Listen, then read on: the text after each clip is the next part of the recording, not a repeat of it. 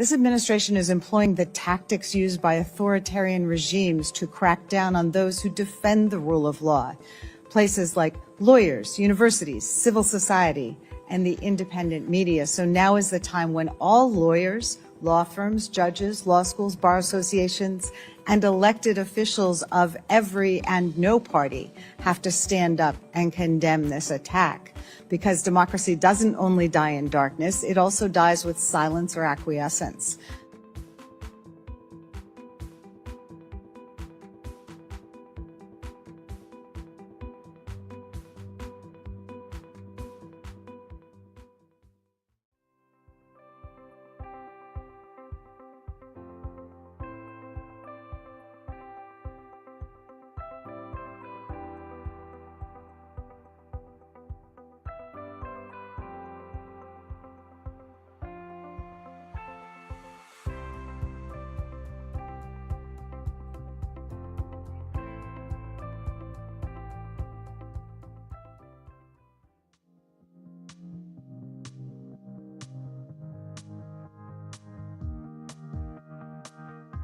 It's also important that people understand this case is not just about one man.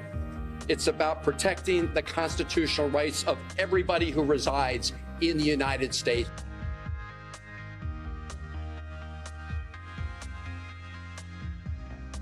At least this court has seen the blatant unconstitutional action of this president, and now we're back to the status quo. We're back to the rule that has been the law of this land now for generations, that you are an American if you were born in the United States.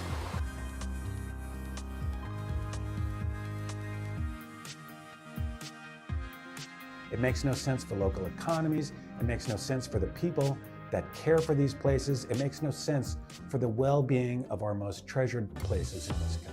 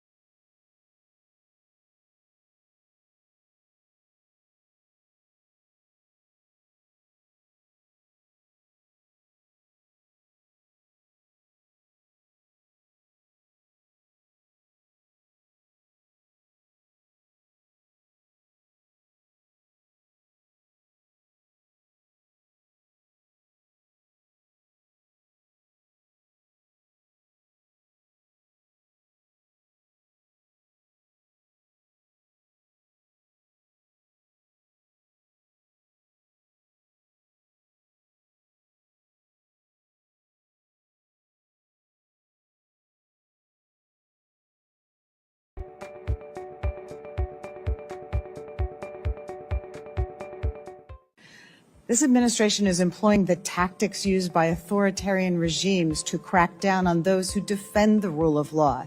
Places like lawyers, universities, civil society, and the independent media. So now is the time when all lawyers, law firms, judges, law schools, bar associations, and elected officials of every and no party have to stand up and condemn this attack. Because democracy doesn't only die in darkness, it also dies with silence or acquiescence.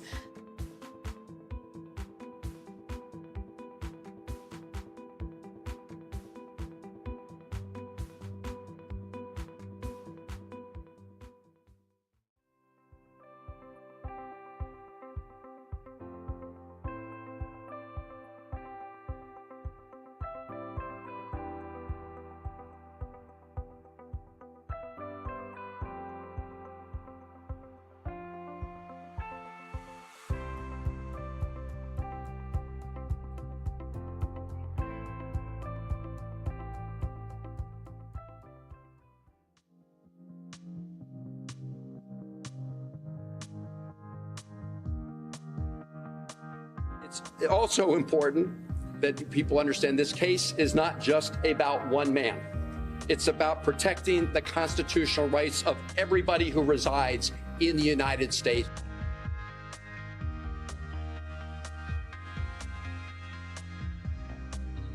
this court has seen the blatant unconstitutional action of this president, and now we're back to the status quo. We're back to the rule that has been the law of this land now for generations, that you are an American if you were born in the United States.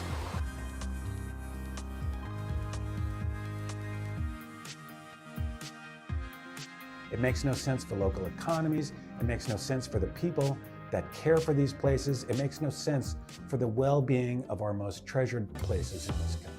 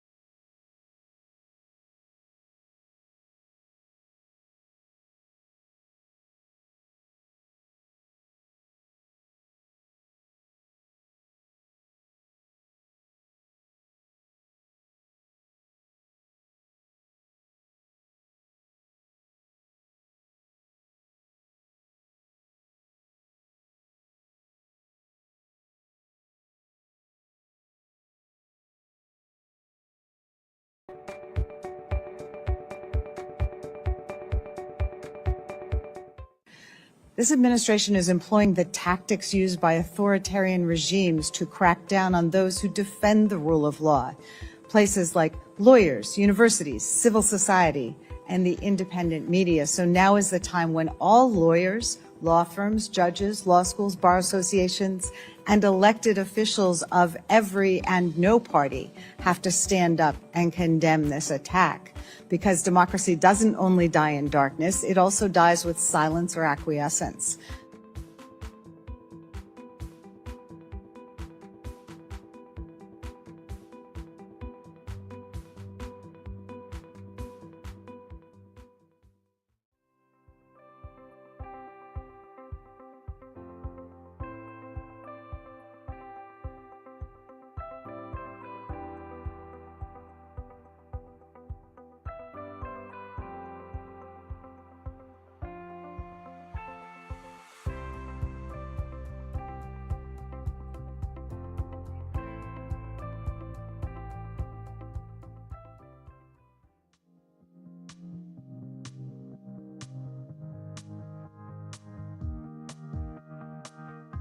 It's also important that people understand this case is not just one man.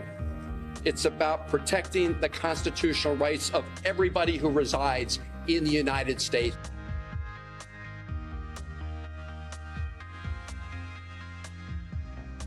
At least this court has seen the blatant unconstitutional action of this president, and now we're back to the status quo. We're back to the rule that has been the law of this land now for generations, that you are an American if you were born in the United States.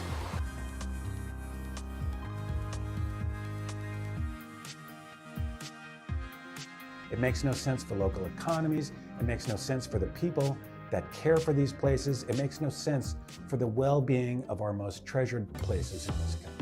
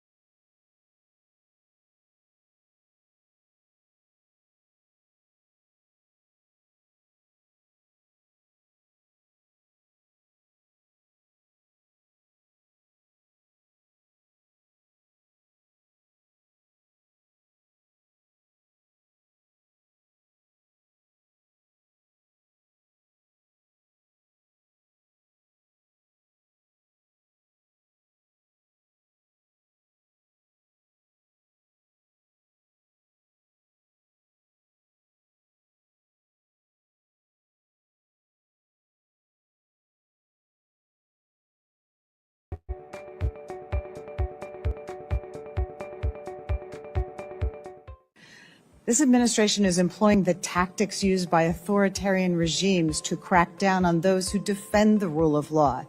Places like lawyers, universities, civil society, and the independent media. So now is the time when all lawyers, law firms, judges, law schools, bar associations, and elected officials of every and no party have to stand up and condemn this attack. Because democracy doesn't only die in darkness, it also dies with silence or acquiescence.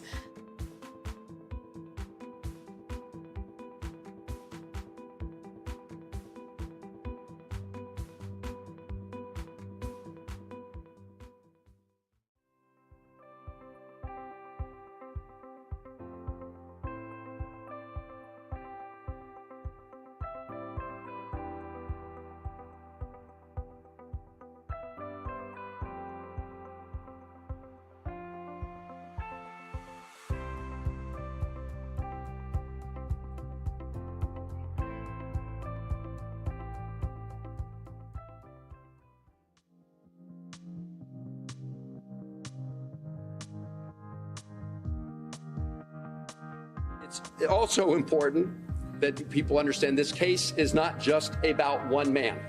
It's about protecting the constitutional rights of everybody who resides in the United States.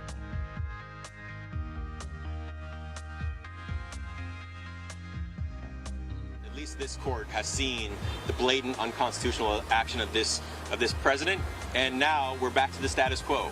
We're back to the rule that has been the law of this land now for generations, that you are an American if you were born in the United States.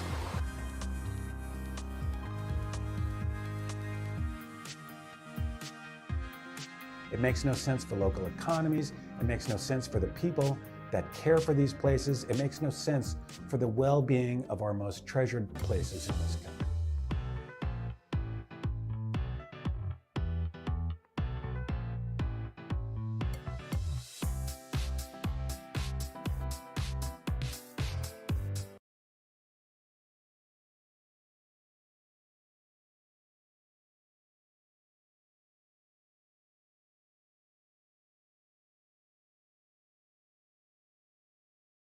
The rule of law, because the rule of law is about fairness. Fairness includes a fair trial, due process. There's a relation whom I deeply admire, Werner von Rosenstiel. He, like me, was first an attorney in Germany and later also in the United States. He emigrated to the US in 1939 and fought for democracy against Nazi Germany. In his book, Tales of an American Soldier, he quotes his ideal and former boss, Justice Jackson. What separates justice from vengeance is fairness. This is from Jackson's opening statement in 1945 for the Nuremberg trial. Jackson describes the effect of the presidential decree from 1933, which suspended individual liberties without the right to a judicial hearing, among other legal safeguards. Secret arrests, indefinite detention without charges, without evidence, without hearing, without a counsel. No court could issue an injunction or writ of habeas corpus. This is why I understand justice as fairness.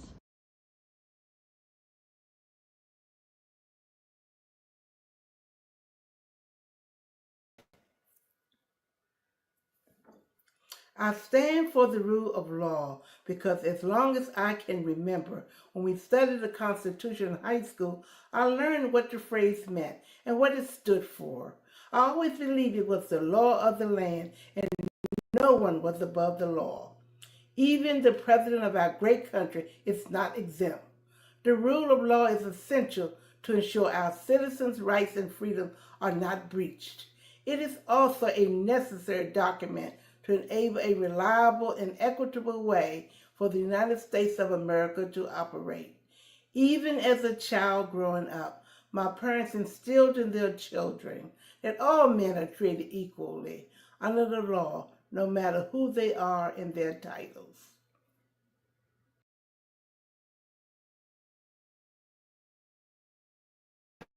I stand for the rule of law because, well, I think the devil's speech from a man for all seasons says it better than I can. So my husband and I are going to do it for you. So now you give the devil the benefit of law. Yes, what would you do? Cut a great road through the law to get after the devil? Yes, I'd cut down every law in England to do that. Oh, and when the last law was down and the devil turned round on you, where would you hide, Roper, the laws all being flat? This country is planted thick with laws from coast to coast, man's law, not God's. And if you cut them down and you're just the man to do it, do you really think you could stand upright in the winds that would blow then? Yes, I'd give the devil the benefit of the law for my own safety's sake.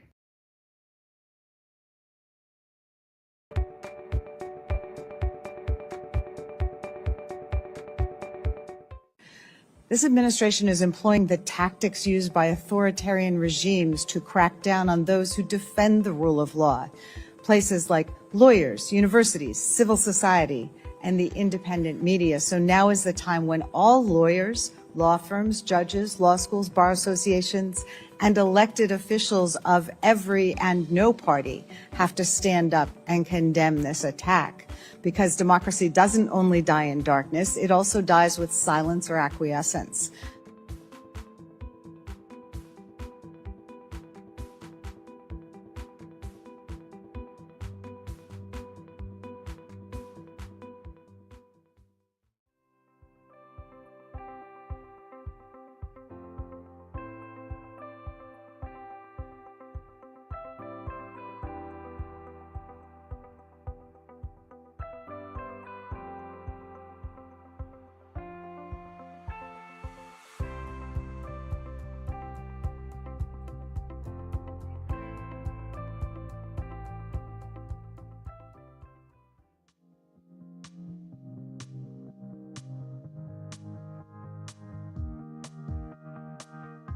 It's also important that people understand this case is not just about one man. It's about protecting the constitutional rights of everybody who resides in the United States.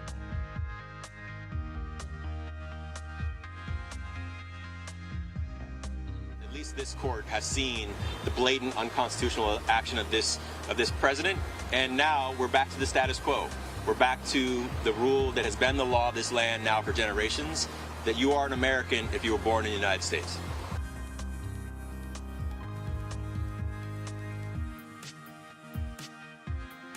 It makes no sense for local economies. It makes no sense for the people that care for these places. It makes no sense for the well-being of our most treasured places in this country.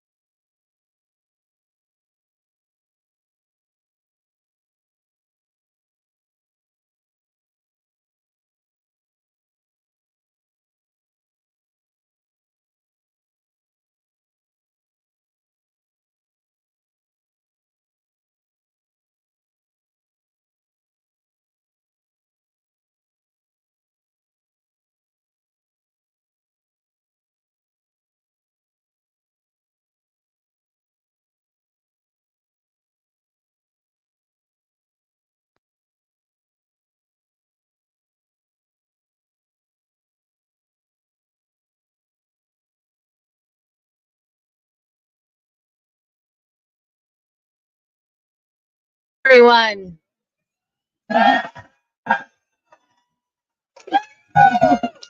Thank you all so much for being here. What an incredible sight. I am so inspired. Thank you for coming. We are gathered here at this historic moment and in front of this storied building. Not that better? Not just as lawyers, judges, and legal professionals, but as guardians of something much greater than ourselves, the rule of law itself.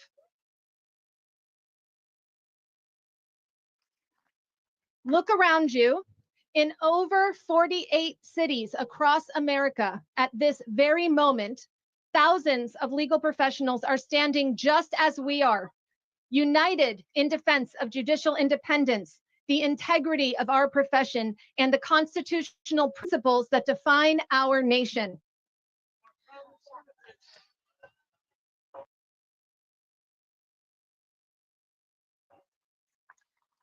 My name is Tracy Fight Love. I am the founder and executive director of Lawyers for Good Government. Thank you. Thank you. For the past 8 years, I've worked alongside many of you to mobilize lawyers in defense of civil and human rights, democracy, and the rule of law. But I can say without hesitation, we have never faced a moment quite like this one. The oath we took as attorneys has never carried more weight than it does today. We swore to support the Constitution of the United States, not just to passively respect it, but to actively defend it when threatened. And make no mistake, that's right, those threats are real and immediate, and we will not be silent in the face of these attacks. We have witnessed executive orders targeting law firms for representing clients adverse to this administration. We've seen judges face impeachment threats for upholding the law. We have watched as court orders have been treated as optional suggestions rather than binding mandates. This is not about politics or partisanship. This is about principles that transcend political divides.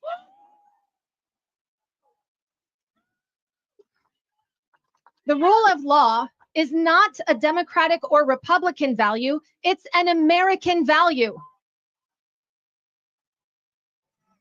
It is the foundation that makes all of our other rights possible.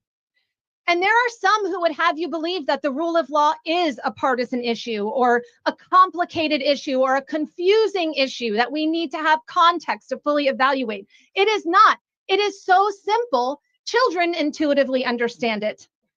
Imagine a child accused by their parents, punished, sent to their room without supper, without ever being given a chance to defend themselves. What would he say? No fair. Adults will tell that child over and over again as he gets older, you know what? Life isn't fair. And that's true. Life isn't fair, but government should be. That is what the rule of law is designed to protect, to create a fair, just government of the people.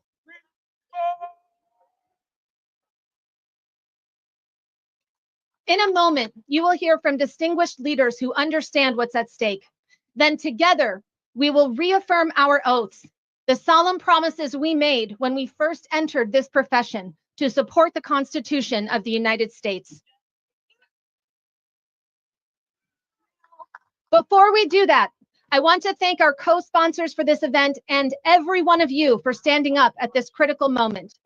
Thank you to these co-sponsors, Alliance for Justice, American Constitution Society, Asian Pacific American Bar Association of DC, the Bar Association of the District of Columbia, the Hispanic Bar Association of the District of Columbia, the National Association of Criminal Defense Lawyers, the National Bar Association, the National Women's Law Center Action Fund, Partners for Democracy, the South Asian Bar Association of Washington, D.C., the Washington Bar Association, the Women's Bar Association of the District of Columbia, Women Lawyers Forward, and Women Lawyers on Guard Action Fund.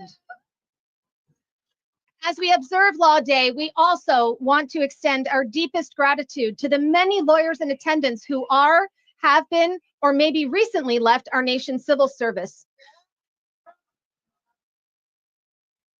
Yep. They are proudly serving our country and the Constitution we each swore to defend. I know, for example, that we have many distinguished guests in the audience who until recently served in the Civil Rights Division at the Department of Justice. If this is you, and if you're comfortable doing so, would you please raise your hand, civil servants and former civil servants? Thank you so much. Thank you.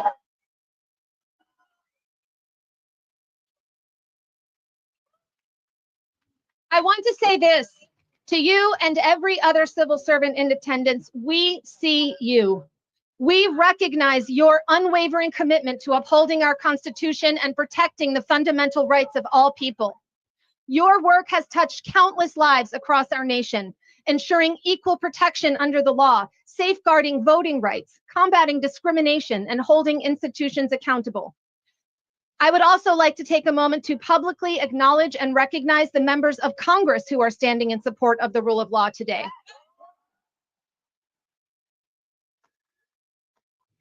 We sent official invitations to this event to every representative and senator who holds a law degree, regardless of their political affiliation, to ask them if they would attend and demonstrate their support.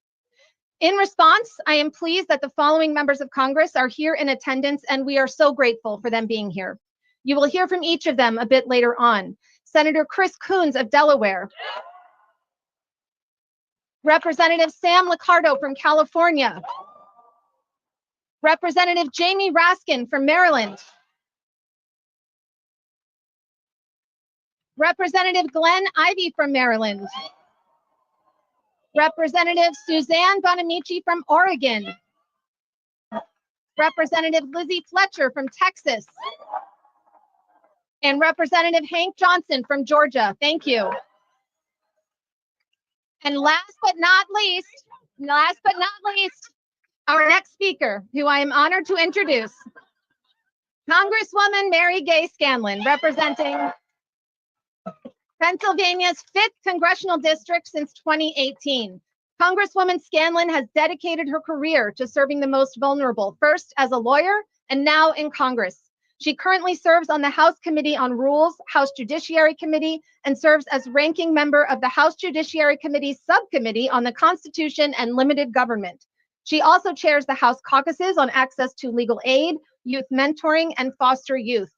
As a staunch believer that everyone is entitled to equal protection under the law, Congresswoman Scanlon previously worked as National Pro Bono Counsel at a major U.S. law firm, where she directed and supervised more than 600 lawyers across 15 offices to provide more than 50,000 hours of pro bono legal services annually to low-income clients and nonprofit organizations.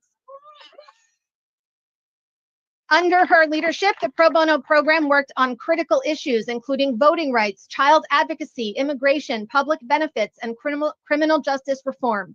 Before her election to the U.S. House of Representatives, Congresswoman Scanlon also served as an attorney at the Education Law Center, president of her local school board, and co-chair of the Voting Rights Task Force of the Association of Pro Bono Counsel. She is a graduate of Colgate University and University of Pennsylvania Law School. Congresswoman Scanlon.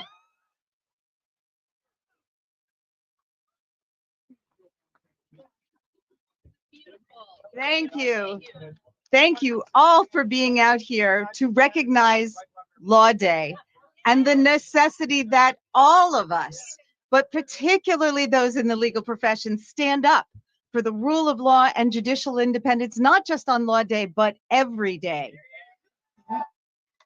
As lawyers, we've all taken an oath to support and defend our Constitution. Many of us here have also taken the oath of elected office to support and defend our Constitution. In doing so, we've vowed to protect our system of government and the rule of law upon which our country is built. Right now, it is entirely clear that the principles we've sworn to uphold are under attack. I think you all understand the urgency of this moment. Those in power are testing fundamental boundaries.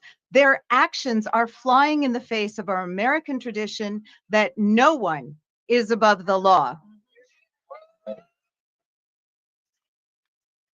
And we're seeing them hope that the accountability system and checks and balances upon power enshrined in our Constitution will not hold.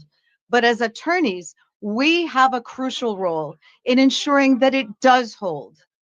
I come to you as one who spent decades organizing and persuading lawyers to fulfill their obligation to provide legal services pro bono publico, free legal services for the public good.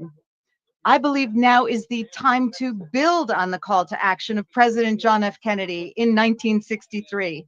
That summer, he called upon the most prestigious law firms in the land to help educate the public on the importance of civil rights and the need to represent people to secure those rights. Now we face a similar call to action in the face of threats to our civil rights and our Constitution. Once again, it is critical that those in the legal profession stand united to protect our constitutional system. So on this Law Day, I'm asking all of you and those who aren't here to use your voices, to use your expertise, to use your professional obligations to defend our democracy, to defend it in the courts, and in educating the public about our constitutional system and why it matters. Because if we don't stand up now for the rights and freedoms of some, whether that's due process, free speech, or anything else, then we don't stand up for the rights of anyone. And that means that the liberties of all people all across America are under threat. It is particularly important in this moment that we show young Americans that this isn't an abstract academic exercise, because they understand, I think as Tracy just indicated, they understand that just as with schoolyard bullies, when those in power challenge the rule of law, they challenge decency and fundamental fairness. Each incremental violation is designed to test what we will tolerate. It's calculated. It can be tempting to believe that if we just let one small transgression slide, then maybe it'll be the last, but it never is. And by the time some realize that they should have stood up firmly to the first few nudges, it can be too late. So standing up for our founding principles isn't about virtue signaling. It's our fundamental duty to preserve our democracy. This is our gift to future generations. It's how we plant stakes in time and declare what matters, even if a small act may seem trivial in the moment, but to allow someone or a group of people to trample on the carefully crafted checks and balances in our Constitution or the liberties enshrined in the Bill of Rights or other amendments, that's a disgrace. A society that abandons its core principles is a deeply troubled one. And Law Day, May 1st, was established by President Eisenhower to celebrate the rule of law after the horrors of World War II showed us the consequences to a free society when the rule of law breaks down. The rule of law is not an abstract, it's a living ideal that must shape our everyday lives. One that all of us must live up to, particularly those in the legal profession. It's a principle we can't take for granted and one we need to defend. We must stand up to dangerous attempts to undermine our Constitution. We must uphold the rule of law, judicial independence, and the independence of the legal profession.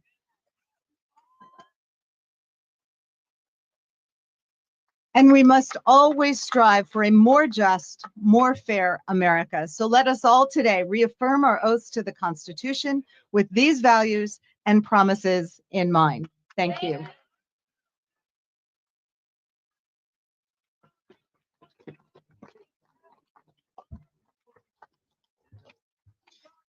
Thank you so much. Thank you so much, Representative Scanlon. I am now very proud to introduce the top Democrat on the Judiciary Committee, who asked that I tell you only 2 things about him. Number 1, his book, We Are Students, was banned in Texas, although it is for sale in the Supreme Court bookstore. And the next day, he was banned in Russia by Putin for life. Here he is, Representative Raskin.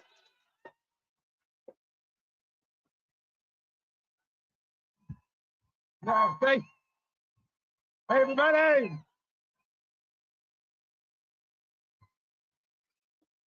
Banned in Texas, banned in Russia, but I'm making it here at the Supreme Court today with all the lawyers, all the great lawyers. So to the bar associations and the bar groups and all you natural persons out there,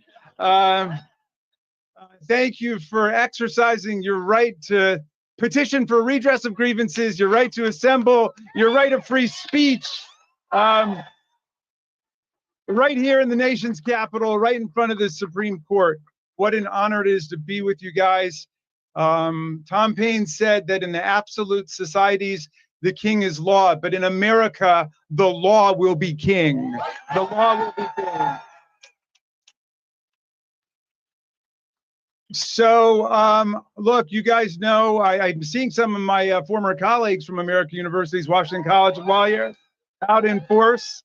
So you're putting me in the mood of a law professor. And I think after even, 100 days of this or many years of this, the whole country needs a little constitutional refresher. What do you think?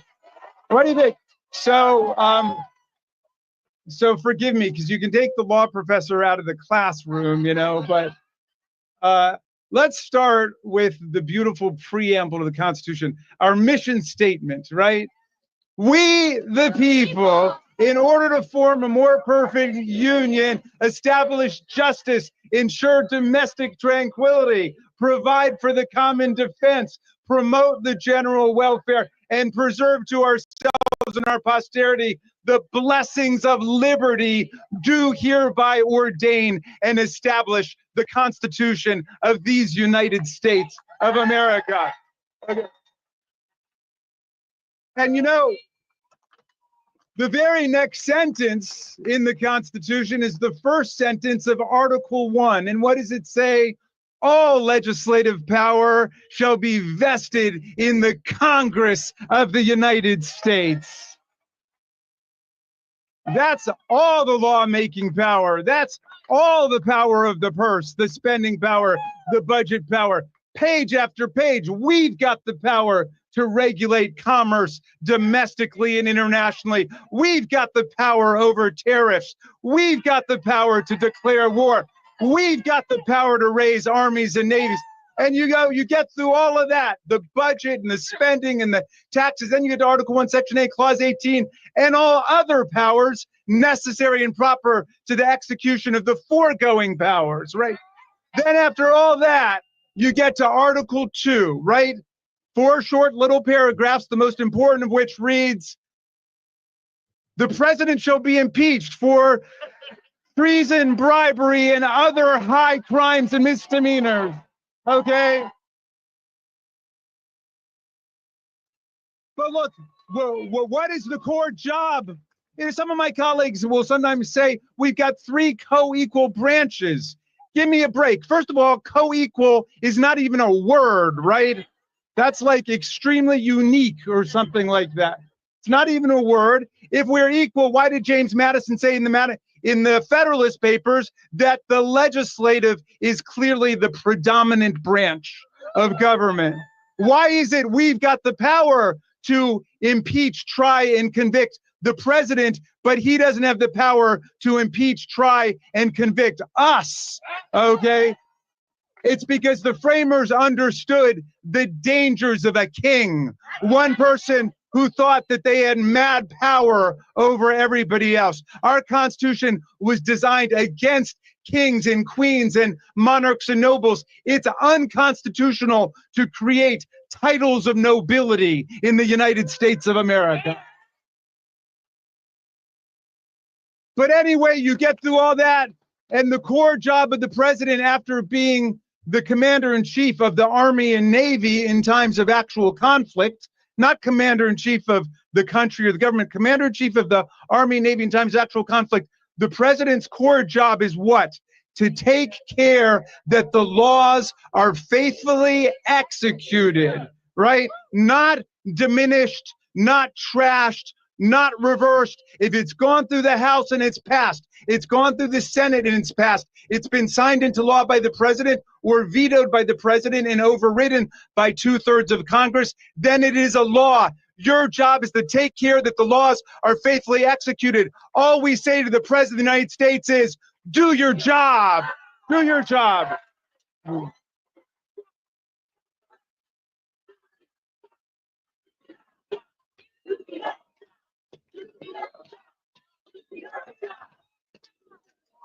Now, fortunately, we've got Article 3, right?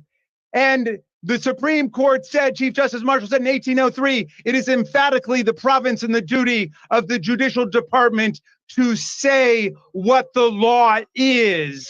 That is the role of the court. And under the Supremacy Clause, the Constitution and the federal laws under it are supreme. We don't have a supreme leader. We have a supreme constitution in America. And all of it is for the benefit of we the people. And that's why the Bill of Rights is so central to what makes America, America, right?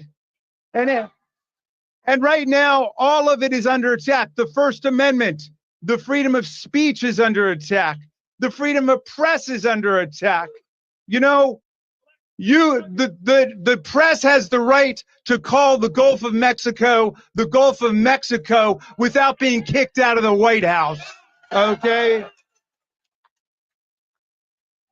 Free exercise, the Establishment Clause, the right to assemble, the right to petition for redress of grievances, due process, the two most beautiful words in the English language. All of it's under attack. It is due process which separates the rights and the freedoms of the people from arbitrary state power. It is due process. And as the courts have been saying, if you can sweep non-citizens up off of the street with no criminal charges against them and deport them to a torturer's dungeon prison in another country, then you can do it to citizens too. Because if you can do it without due process, you don't even have the right to assert that you are a citizen. So we are going to stand up for the Bill of Rights for all persons in the United States of America. We're going to stand up for due process for everybody. We're going to stand up for the right of free speech. We're going to stand up for the right of free press.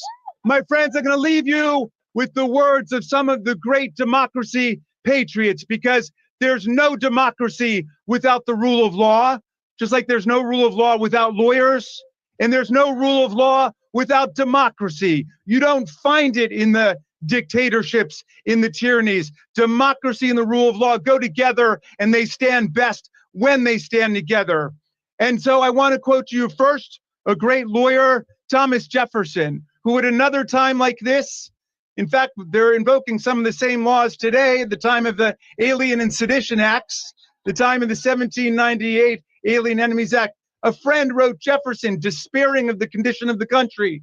And Jefferson wrote him back and he said, "A little patience, and the reign of witches shall pass over, their spells dissolve, and the people recovering their true sight will restore their government to its true principles. In the meantime, we're enduring all of the malignities and horrors of this period. But if the game runs against us sometimes," Jefferson said, "then we must have patience until our luck turns, because this is a game where principles are at stake." The great Thomas Jefferson. I want to quote to you the great Marylander Frederick Douglass, who was born 40 minutes away from here at the Wye River Plantation into slavery. And he escaped from slavery to become our great freedom fighter through the Civil War, through Reconstruction. And Frederick Douglass said, if there's no struggle, there's no progress. And the struggle may be moral, it may be physical, it may be moral and physical, but there must be struggle. Power concedes nothing without a demand. It never has, and it never will. A message to you from the people of Maryland. And I'll leave you finally with the words of the great Tom Paine, who my son Tommy was named after. And you know, Tom Paine got here in 1774, 2 years before the American Revolution. He fell in love with the promise of America. He said, this land lives up to its values and its laws and its ideals. It will become an asylum to humanity, he said. Not an insane asylum, mind you, but a place of refuge for people seeking freedom from religious and political and intellectual repression from all over the world. And 1776 was a tough year. Half the people were running around saying, you can't beat the kings and the queens and the monarchs and the autocrats. For most of history, people have lived under tyrants like Vladimir Putin. You can't disentangle church and state. But half of the people said, no, let's give it a chance. Let's try to wrest government on the principle of the consent of the governed, and all persons having unalienable rights like life, liberty, and the pursuit of happiness, and all of us being created equal. And Paine wanted to write a pamphlet to give people hope and encouragement when it wasn't clear which way people were going. And he wanted people to pledge to each other their sacred honor, their fortunes and their lives, their property, to hang tough for democracy and freedom. And he wrote this pamphlet called The American Crisis. I'm going to quote a little passage for you, and I'm going to update the language pursuant to strict instructions from Nancy Pelosi, who said Tom Paine was a feminist, and that he was, he wouldn't mind, and he was fighting for women's voting rights back in the 18th century. But anyway, Paine said, these are the times that try men and women's souls. The summer soldier and the sunshine patriot will shrink at this moment from the service of their cause and their country. But everyone that stands with us now will win the love and the favor and the affection of every man and every woman for all time. Tyranny, like hell, is not easily conquered, but we have this saving consolation. The more difficult the struggle, the more glorious in the end will be our victory. Let's make that victory ours. Thank you, lawyers. Thank you, bar associations. Hands up.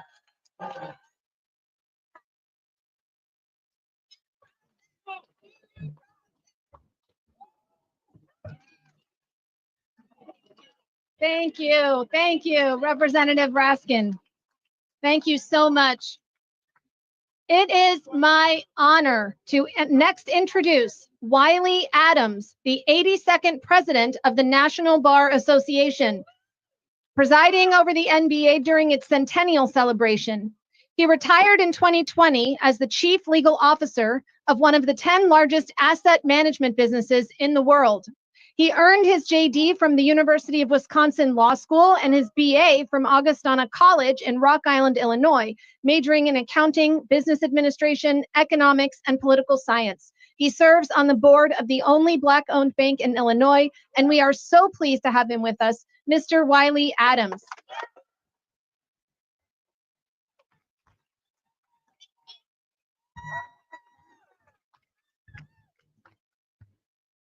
Greetings, good afternoon, distinguished guests, colleagues, and friends. And I want to take a moment of privilege to introduce you to our Vice President of Sections and Divisions, Kimberly Ward, and also to my partner in justice, my lovely wife, Lisa Adams, who's here with me today. So it is an honor to stand before you today on National Law Day, a day when we pause to reflect not only on the law that governs us, but on the deeper ideals that define us. At the foundation of this nation is a simple yet profound belief that all people are endowed with certain inalienable rights, among them life, liberty, and the pursuit of happiness. These rights are not gifts from the government. They are inherent to our humanity. And it is the rule of law that gives these rights meaning in our daily lives. The rule of law is not merely a principle enshrined in our books or etched in marble. It is a living promise. It ensures that no one, no matter how powerful, stands above the law, and that every person, no matter how humble, is protected by it. As lawyers, we have a solemn duty not only to advocate for our clients, but to protect the integrity of the rule of law itself. That means standing firm for the freedom of the press, because a free and independent press is the sunlight that keeps democracy alive. It means defending the independence of the judiciary, because a free and independent judiciary and the judges that decide cases must be free from political pressure or intimidation. And it means upholding due process, even when it is inconvenient, especially when it is inconvenient, because justice delayed is justice denied. And shortcuts around due process out of mere convenience erode the very freedom we claim to cherish. You know, as I was riding over here today, I rode past the African American Museum of History and Culture. And I've heard that certain exhibits and artifacts were being removed from our museum. So as I stand here today, I would be remiss if I did not say, President Trump, keep your hands off our museum.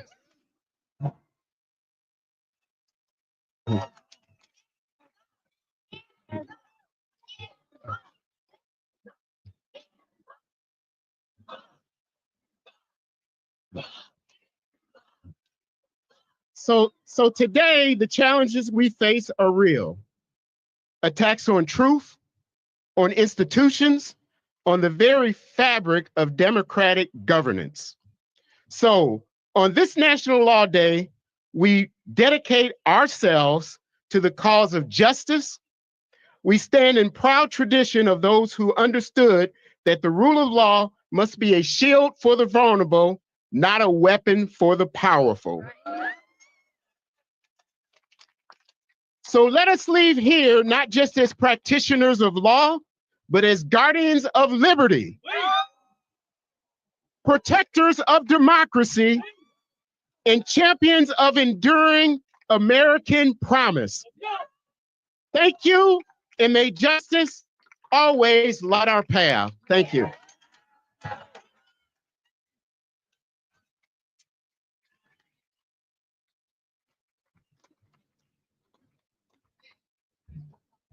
Thank you so much, Mr. Adams.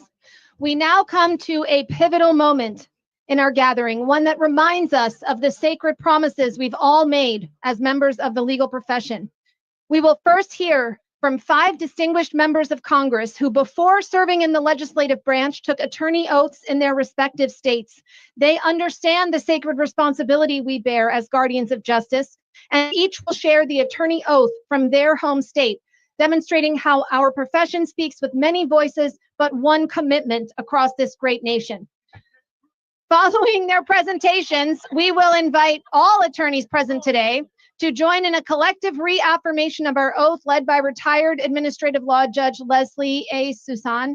This act is more than symbolic. It is a renewal of our professional vows at a time when they have never been more important. So please help me welcome our congressional colleagues, starting first from the great state of Delaware with Senator Chris Coons, who will share Delaware's attorney's oath.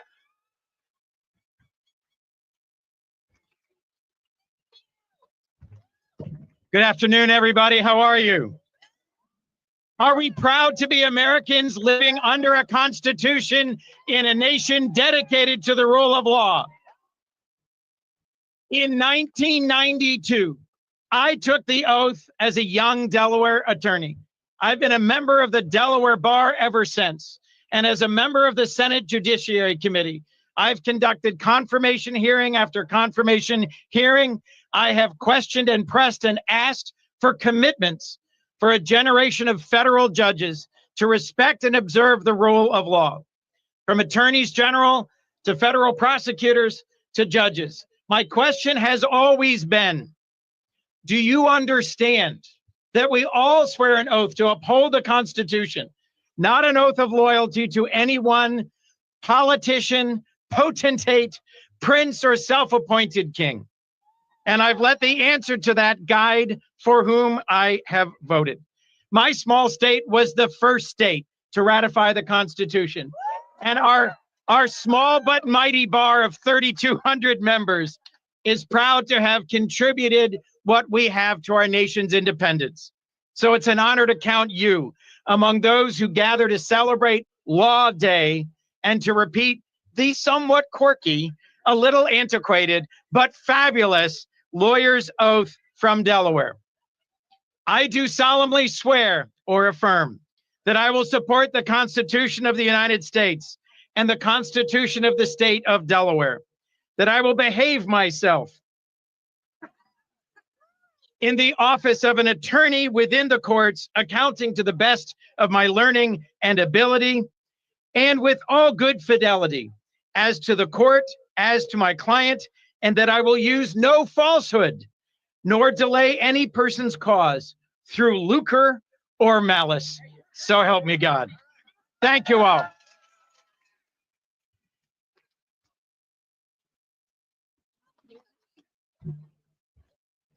Thank you, Senator Coons. Next up from California, we have Representative Sam Liccardo, who will share the California Attorney's Oath.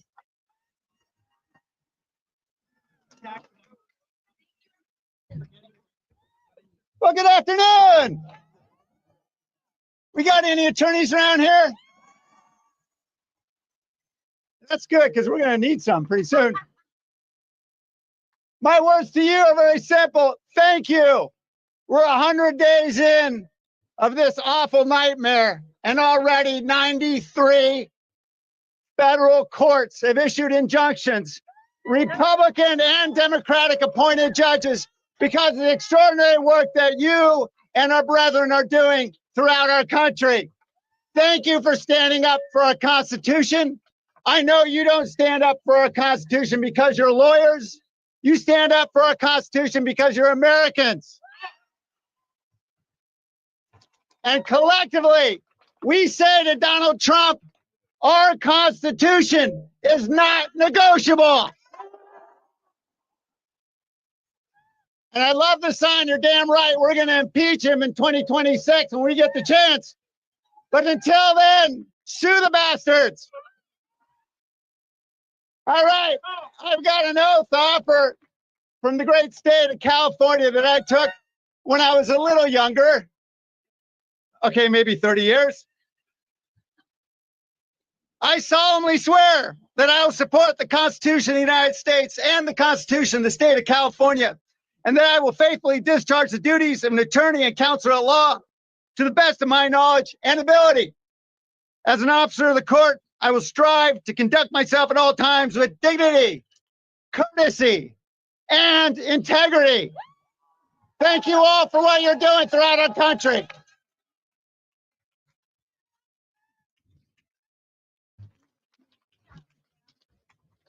Thank you, Representative Liccardo. Next up from Maryland, Representative Glenn Ivey, who will share Maryland's oath.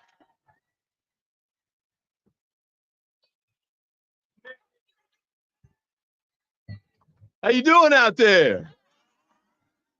Yeah, I had to ditch Dakota. It's so hot out here, my goodness. And for a bald guy, it's tough on the head, let me tell you. Look, congratulations on all the work that you're doing. How many of you all out there are lawyers? All right. You know, this is fantastic for us to come and reaffirm our commitment to the rule of law today, because usually on Law Day, we're just sort of doing the rah-rah thing. But today we remember we're fighting to protect the rule of law, right? It's an all-out fight There's a sign behind me about Kilmar Abrego Garcia, a young man who was taken out of my district and whisked off to El Salvador, to the most dangerous prison in the world, without any kind of due process. And the Republican colleagues have the nerve to say that he actually got due process because in 2019, there was a judge who said, don't send him to El Salvador or don't put him with MS-13. But that's exactly what the Trump administration did. And they acknowledge it was wrong, but they still defend it and still won't bring it back. We won't stand for that, will we? We've got to fight to make sure that he gets brought back. And think about the 4-year-old kid that they just sent out of here. Stage 4 cancer. Can you believe it? And they didn't even let him take his medicine with him. And they're still standing trying to defend sending him out of here. It's illegal, it's wrong, it's unconstitutional, and we're going to beat it, right? This is a fight for the heart and soul of the United States of America and democracies around the world. This is a pivotal moment in history, and we've got to make sure we're going to win, aren't we? Yeah. We got to win. All right, I'll do the oath real quick. I'm going to do the D.C. oath because it's shorter. I'm also a member of the D.C. bar.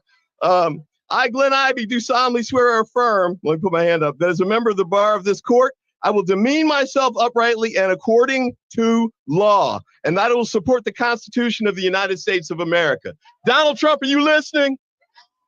Pam Bondi, are you listening? Are those lawyers who are going in pretending that Garcia should be in El Salvador, are they listening? We've got to make sure that they hear what we're saying today so they follow due process and follow the rule of law. Thanks so much and keep up the fight.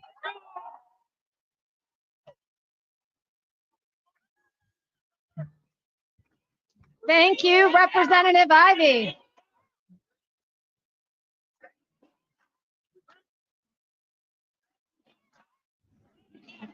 Thank you. Thank you so much, and thank you all. From Texas now, we have Representative Fletcher, who will share Texas's oath.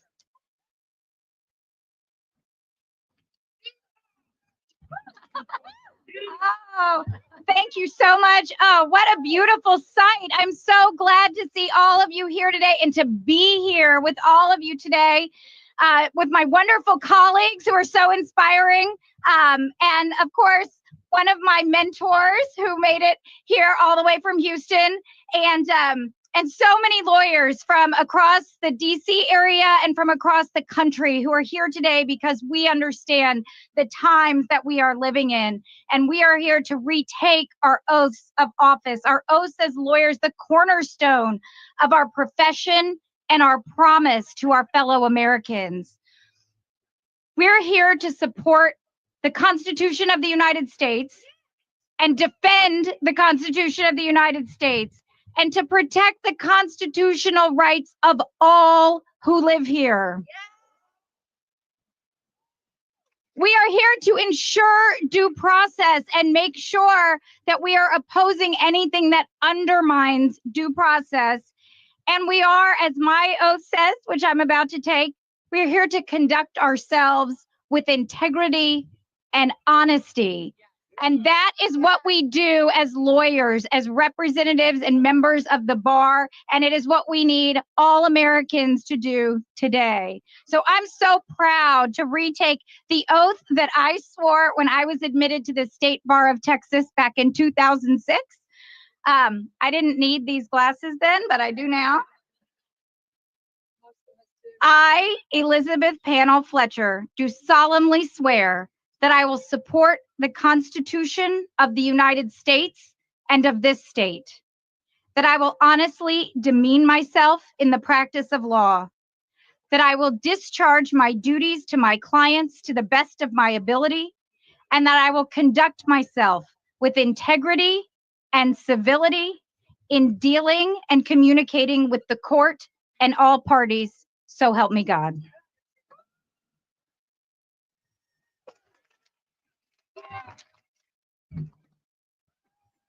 Thank you so much, Representative Fletcher. Next up from Oregon, Representative Suzanne Bonamici, who will share Oregon's oath.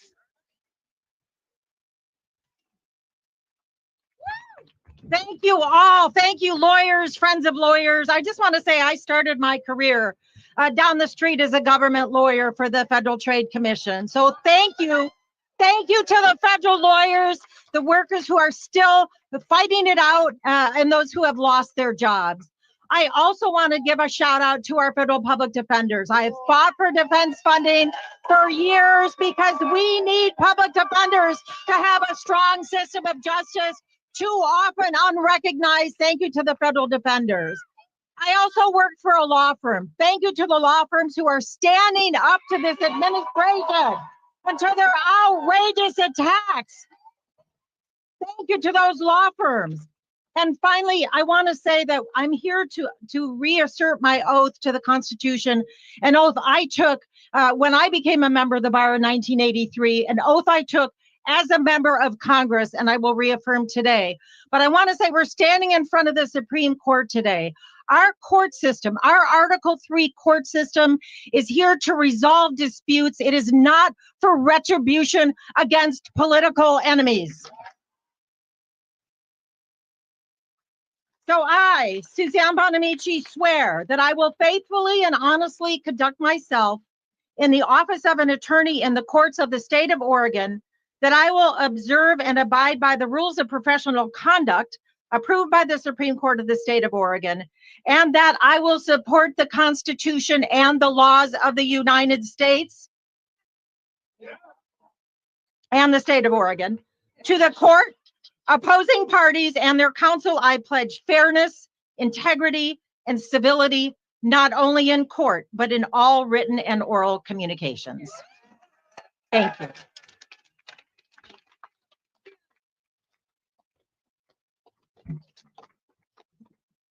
Thank you, Representative Bonamici. And now, lastly but not least, we have Representative Hank Johnson from Georgia.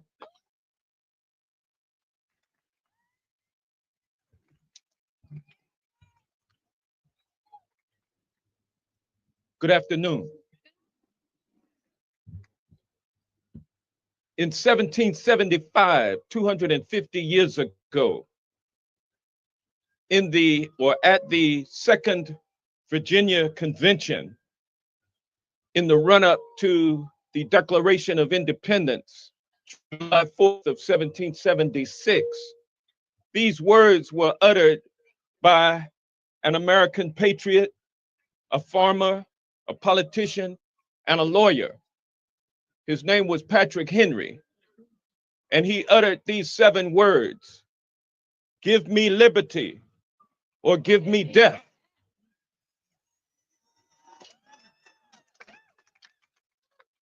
Today we stand in front of the citadel of the rule of law, which undergirds our democracy, the United States Supreme Court. And we, lawyers from across the country, are gathered in front of this edifice to democracy to affirm and fight for, or pledge our support and fight for the rule of law and for the independence of the judiciary.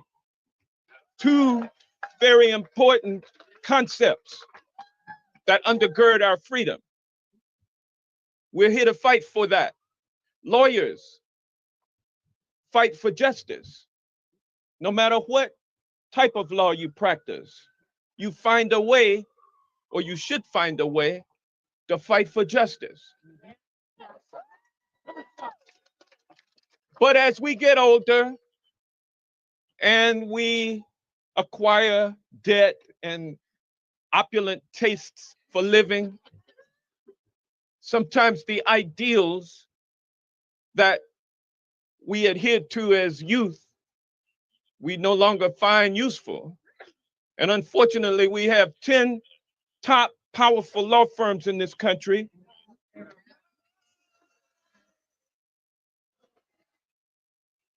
that should be supporting the rule of law, but instead they are conspiring and consorting with those who would undermine the rule of law.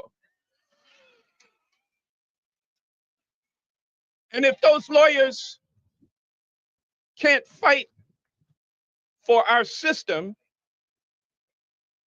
that means that the clients that they represent have cause to worry whether or not they're going to worry more about their own profits per partner than bringing justice to their clients. So as a lawyer who took the bar and passed and was sworn in front of a Superior Court judge in DeKalb County, Georgia, back on July 3rd of 1979, I took an oath similar to this one. The current one says that I, Henry C. Hank Johnson, Jr., swear that I will truly and honestly, justly and uprightly conduct myself as a member of this learned profession in accordance with the Georgia Rules of Professional Conduct as an attorney and counselor, and that I will support and defend the Constitution of the United States and the Constitution of the state of Georgia. So help me God.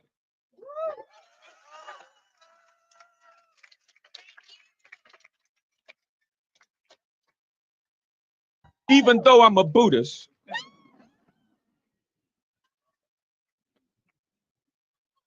so ladies and gentlemen, let us never forget the vow, the oath, the pledge that we took as young lawyers to do justice. Let us never forget that. And let us remember, what would Patrick Henry think of us at times such as this? He said, "Give me liberty or give me death." Thank you, ladies and gentlemen.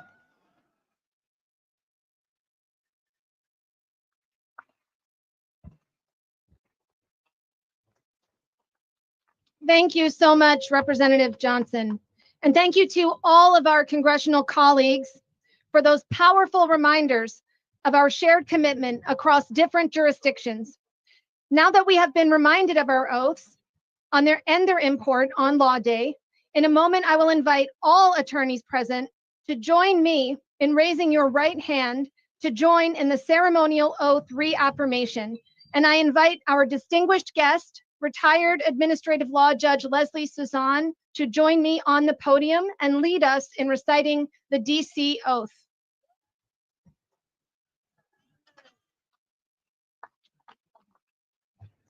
I just want to really quickly call out another category of lawyers and judges that haven't been mentioned. I just want to give a shout out to the administrative judiciary, which led the way in being under attack and is still under attack, and works tirelessly at state and federal levels to be sure agencies do in fact faithfully execute the laws. So please raise your right hand as we collectively reaffirm our oath to the Constitution and to our profession. I will read the oath and ask you to repeat after me, filling in your name. I, Leslie Suzanne, do solemnly swear that as a member of the bar of the court, I will demean myself uprightly and according to law, and that I will support the Constitution of the United States of America. Thank you. Thank you.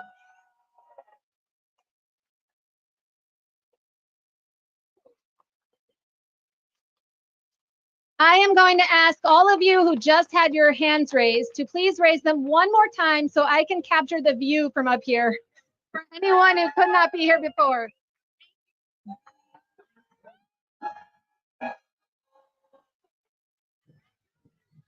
Oh no! Thank you all so much. Oh, just a moment while I get the papers that have flown away.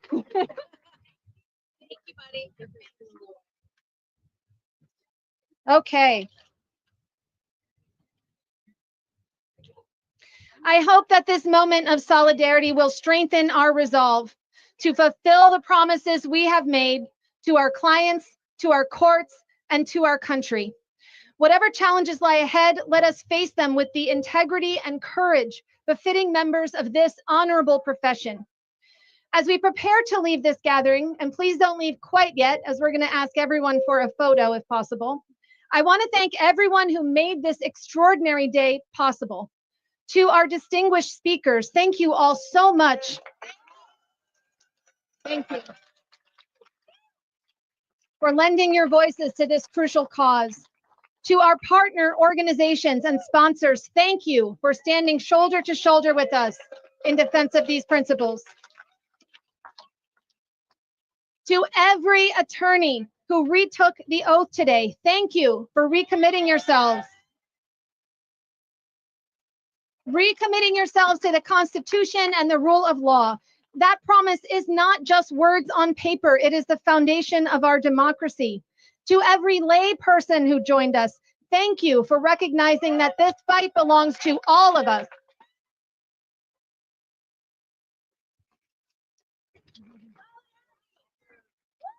She, of course, did not put it on the script, but I want to thank my colleague Sterling Howard and also Zainab Youssef, who made all of this happen. So thank you. And I also want to thank my daughter, Carly, who inspires me every day to never stop fighting for the future of this country. What we have done here today, it matters. It matters because we have silence us. It matters because we've demonstrated that the legal community stands united in defense of our constitutional principles, and our work does not end today. In fact, it is just beginning. This moment requires more than words. It demands that we take action on our oath. What does that mean? It means speaking up when we see threats to judicial independence or attacks on our profession. It means using our legal skills to challenge unconstitutional actions through strategic litigation, amicus briefs, and pro bono services for those most effective. And it also means educating our communities about why these seemingly lawyerly issues matter for everyone's rights and freedoms. Yes, thank you. At Lawyers for Good Government, we are committed to supporting and coordinating this ongoing response. You will notice that many of the signs around you have a QR code on them. If you will please use those QR codes or go to l4gg.org/law day, you will find information about how to take next steps and stay engaged. You can subscribe to receive meaningful action items that you can take as lawyers to defend the rule of law and civil rights. You can volunteer with our programs to help those most impacted by government overreach. Stay engaged with this community so that together we can continue to stand up for our justice system. Remember why we all entered this profession. For most of us, it wasn't for wealth or status. It was because we believed in justice. We wanted to help people, and we believe in the power of law to protect the vulnerable and to hold the powerful accountable. Our profession has faced dark moments before, during McCarthyism, during the civil rights era, and at so many other pivotal points in our history. Every time there were lawyers who stood firmly for principle and helped guide our nation back to its better self. This is our moment to do the same.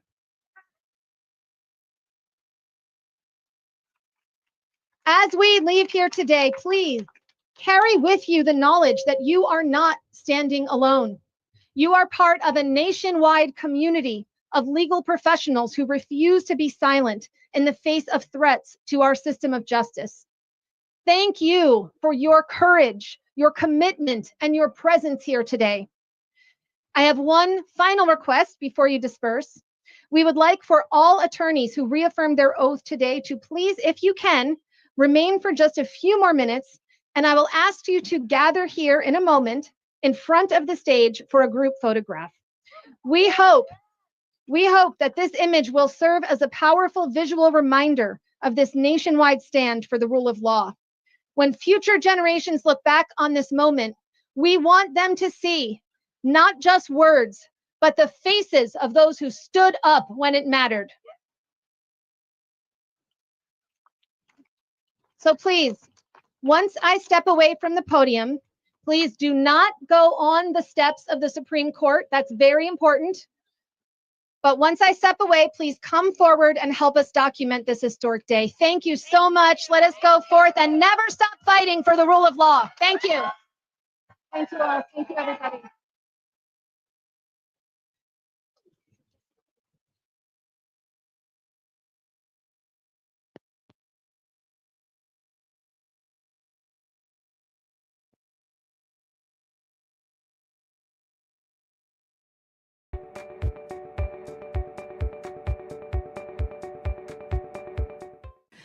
This administration is employing the tactics used by authoritarian regimes to crack down on those who defend the rule of law.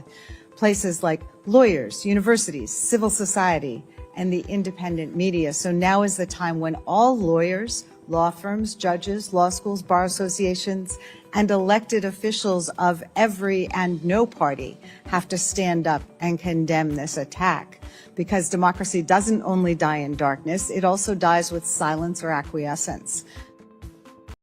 Facing intimidation and even threats for making rulings that some find politically inconvenient. Lawyers are being punished, even sanctioned, for the simple act of representing their clients. And the public's trust in our courts is being undermined by rhetoric that prioritizes partisanship over principle. When judges feel forced to look over their shoulders, and when lawyers worry that representing someone zealously in court might cost them their career, the system begins to fracture. We cannot let that happen. That's why we're here, not just to raise our voices, but to show with our presence that we're willing to stand up for the institutions that make justice possible. As members of the legal profession, we have sworn an oath to uphold the Constitution and to faithfully serve the cause of justice. That oath doesn't expire, it doesn't bend with political opinion, and it doesn't shrink in the face of intimidation. We're here today to protect that system. The rule of law means something. It means that no person. The rule of law means something. It means that no person, not even the most powerful, is above it. It means that courts must base their decisions on facts and law, not fear or political pressure. And it means that attorneys must be able to speak up and stand up for their clients without fear, intimidation, censorship, or retribution.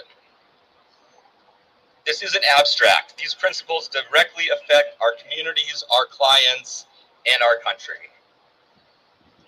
I hope you'll join me and attorneys across Dallas and across the country in reaffirming our commitment to justice, not just today, but every day. If you're a member of the public here today, thank you. You don't have to be a lawyer to care about this. You just have to care about fairness, about democracy, about your rights and your neighbor's rights. This is your fight too. So what comes next?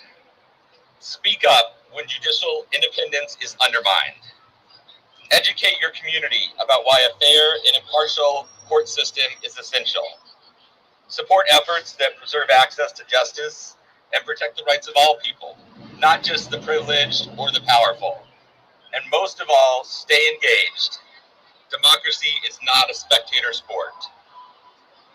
Benjamin Franklin was famously asked at the close of the Constitutional Convention in 1787, "Well, doctor, what have we got? A republic or a monarchy?" He responded, "A republic, if you can keep it." Let this be one of the ways we keep it. Let this be the start, not just of a day of action, but of a deeper recommitment to our values as legal professionals and as citizens. Thank you for being here. Thank you for using your voice. And thank you for helping to protect the rule of law for all of us.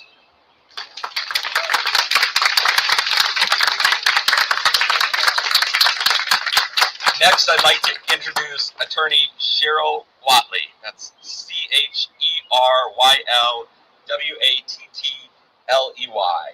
She began her career as an assistant U.S. attorney in the District of Connecticut, representing the United States in civil litigation. She later transferred to the U.S. Attorney's Office for the Northern District of Texas here in Dallas, where she focused on the prosecution of white-collar crime, serving as chief of the Economic Crimes Unit. She served on a variety of civic and professional boards and committees, including the State Bar of Texas Board of Disciplinary Appeals, the District 6 Grievance Committee, the Dallas Bar Foundation, and the Board of Regents for Texas Women's University. She is a frequent speaker and panelist, participating in presentations with the Dallas Women's Leadership Symposium, the American Board of Trial Advocates, and other community and legal organizations.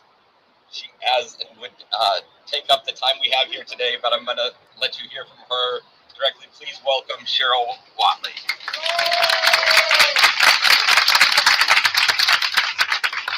Thank you for your presence here this afternoon. As I stand here today as a lawyer, not representing any institution or organization, I am reminded that almost 45 years ago, in a small courtroom in that federal courthouse behind us, I stood to take my oath as an assistant United States attorney. It was the second time that my young career that I would take that oath, but this time it was different. This time the judge who would administer that oath was an icon and a historic figure. Because for my generation, one of our defining moments was the assassination of President John F. Kennedy just a few blocks from here. And we had watched on TV a small, diminutive woman who looked even smaller against the towering image of Lyndon Johnson swear him in as president. And years later, that judge, Sarah T. Hughes, would swear me in as an assistant United States attorney. I am remembering this today because the image of Judge Hughes administering the oath of office to a man about to embark on the highest office in this country, and my memory of her administering the oath to me, symbolizes that which connects the highest office to every federal servant. We are bound together by our oaths.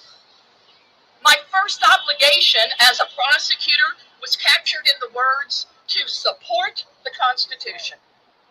It's included in many oaths, and it's particularly in the Texas Attorney's Oath. Support the Constitution. It tells us within its very wording that one of the reasons the Constitution was written as it was to establish justice. Capital J, justice. Establish justice. Words so easily spoken, but yet it is a mandate to us. A call that should be uniquely important to attorneys. It was clear to me that as a prosecutor, I had a special obligation to be impartial, to be fair, to exercise my authority and discretion with integrity. Never, ever as a tool of power to exact retribution or revenge. Established justice does not include the use of criminal prosecution to manipulate an elected official. It does not support the use or threat of criminal investigation to silence or intimidate political opponents or adversaries. It does not permit bully tactics that threaten the independence of the legal profession and the judiciary. It does not sanction the disregard and abandonment of due process and fundamental procedures. So what does established justice, capital J, mean? What does it require? It requires an embrace of the rule of law. The belief that everyone is accountable under the law, fairly and impartially applied. It is the simple but profound principle that no one, no individual, no matter your wealth, no matter your prestige, no matter your position, no institution, no government is above the law. That is what protects us from the abuse of power. And that is what demands respect for an independent judiciary. And that is what lawyers are called upon to protect. On that day, so many years ago, I promised also to defend the Constitution against all enemies, foreign and domestic. That promise makes us recognize that the threats do not always come from outside our borders, that there may be persons from within our own country who would seek to weaken and perhaps destroy the pillars of our liberty. That promise obligated me to stand up, to guard against those who would undermine the establishment of justice, to stand as a shield against those who would try to destroy our democratic institutions. As we stand here today under these kind of threatening stormy clouds, there's a darkness over the rule of law, an effort to dim our foundational principles. But our coming together here in Dallas and across the nation to celebrate the rule of law is the light that will shine through this darkness.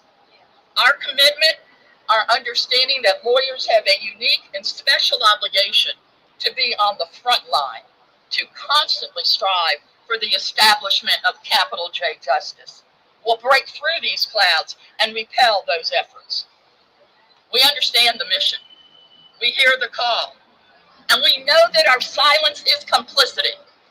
And so we are here with our presence and our voices and our public recommitment to the attorney's oath. So let me end my remarks this morning with the closing words of the oath that I took those so many years ago, when I pledged to support, protect, and defend the Constitution, and with words that conclude our Texas attorney's oath. So help me God.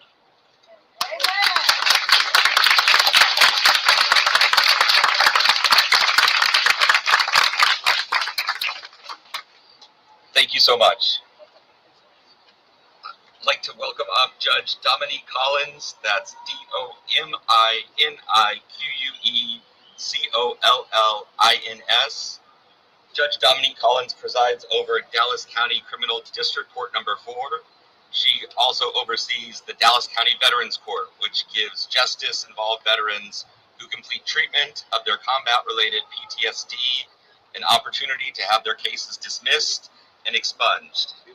Prior to first being elected in 2012, Judge Collins served Dallas County as Assistant District Attorney and has extensive experience handling both felony and criminal cases. She received her law degree from St. Mary's University in San Antonio and will be here to share a few words and then administer the oath to any attorneys that are here who would like to symbolically retake the oath.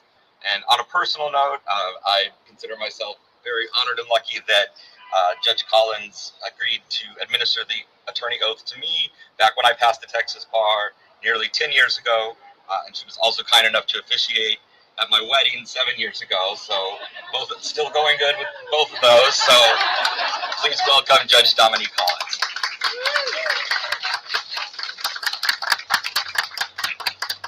Travis is trying to make me cry. What are we doing next? So it's an honor and privilege to be here with you today. As far as I'm concerned, the sun is shining very brightly. Those ain't clouds. Super excited to be doing this with you. I've done this hundreds of times, but following on the heels of Ms. Watley's words, it's extra special. Thank you for that. All right, Texas lawyers, you all ready?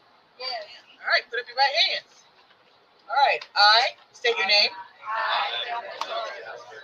Do solemnly swear that I will support the Constitution of the United States and of this state, that I will honestly demean myself in the practice of law, that I will discharge my duties to my clients to the best of my ability, that I will conduct myself with integrity and in civility in dealing and communicating with the courts and all parties Help me God.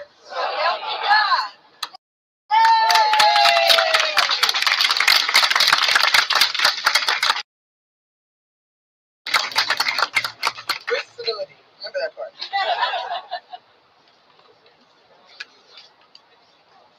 Thank you again to Judge Collins. So we wanted to keep this short for everybody over the lunch hour, but as I said at the beginning, this is only the start. We have more work that is coming up and that's ahead of us. Please, if you RSVP for the event, we have your contact info.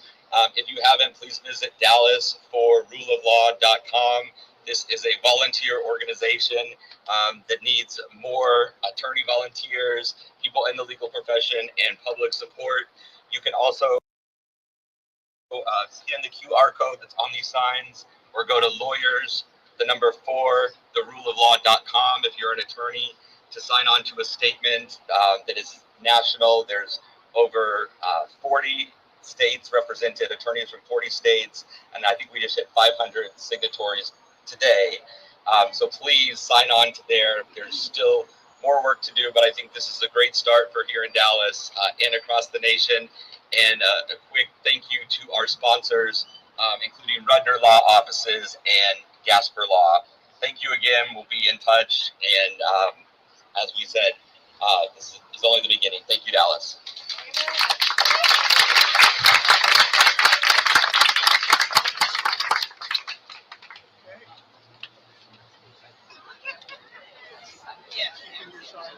Yes, I am. Okay. Did you? I guess it's you.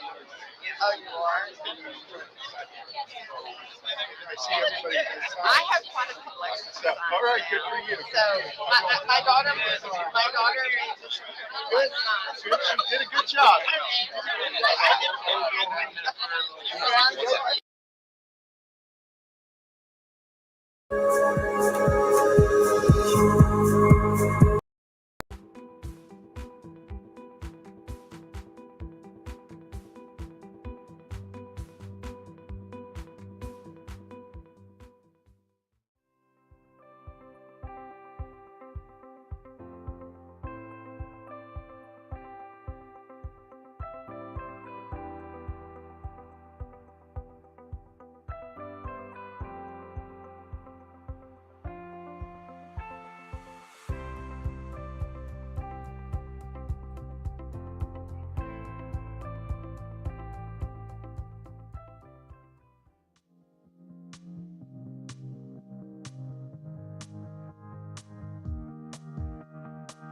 It's also important that people understand this case is not just about one man.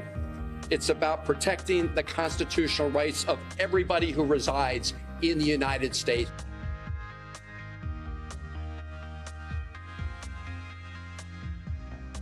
At least this court has seen the blatant unconstitutional action of this president, and now we're back to the status quo. We're back to the rule that has been the law of this land now for generations, that you are an American if you were born in the United States.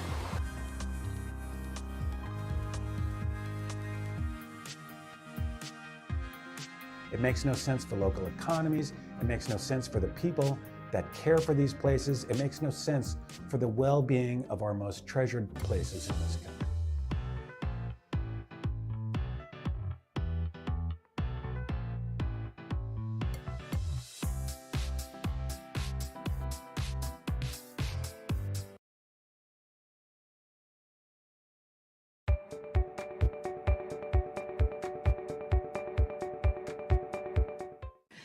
This administration is employing the tactics used by authoritarian regimes to crack down on those who defend the rule of law. Places like lawyers, universities, civil society, and the independent media. So now is the time when all lawyers, law firms, judges, law schools, bar associations, and elected officials of every and no party have to stand up and condemn this attack. Because democracy doesn't only die in darkness, it also dies with silence or acquiescence.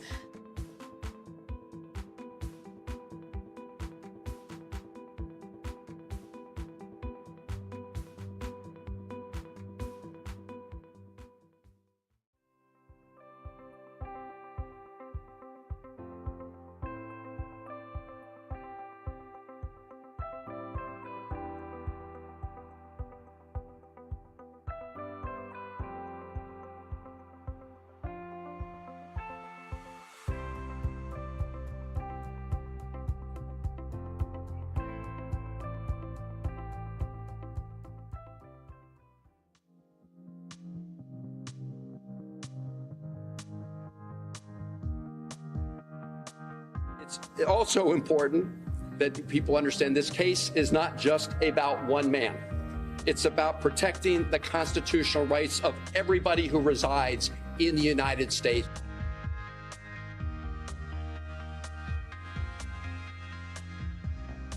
At least this court has seen the blatant unconstitutional action of this president, and now we're back to the status quo. We're back to the rule that has been the law of this land now for generations, that you are an American if you were born in the United States.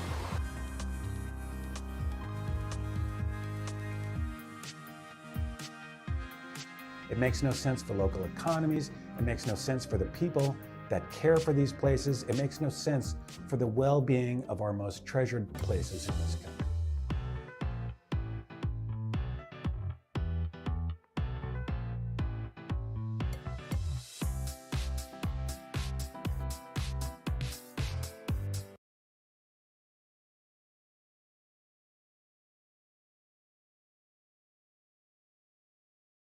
The rule of law, because the rule of law is about fairness. Fairness includes a fair trial, due process.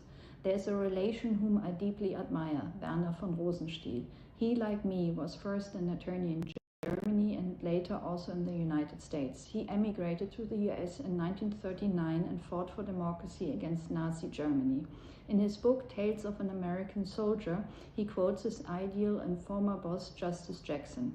What separates justice from vengeance is fairness. This is from Jackson's opening statement in 1945 for the Nuremberg trial. Jackson describes the effect of the presidential decree from 1933, which suspended individual liberties without the right to a judicial hearing, among other legal safeguards. Secret arrests, indefinite detention without charges, without evidence, without hearing, without a counsel. No court could issue an injunction or writ of habeas corpus. This is why I understand justice as fairness.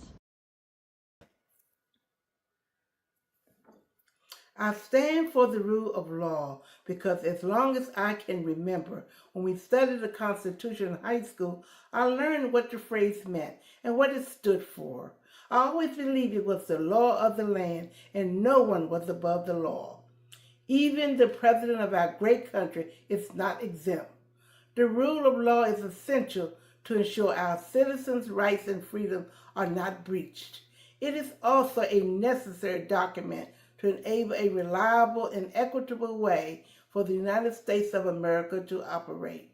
Even as a child growing up, my parents instilled in their children that all men are treated equally under the law, no matter who they are in their titles. I stand for the rule of law because, well, I think the devil's speech from A Man for All Seasons says it better than I can. So my husband and I are going to do it for you. So now you give the devil the benefit of law.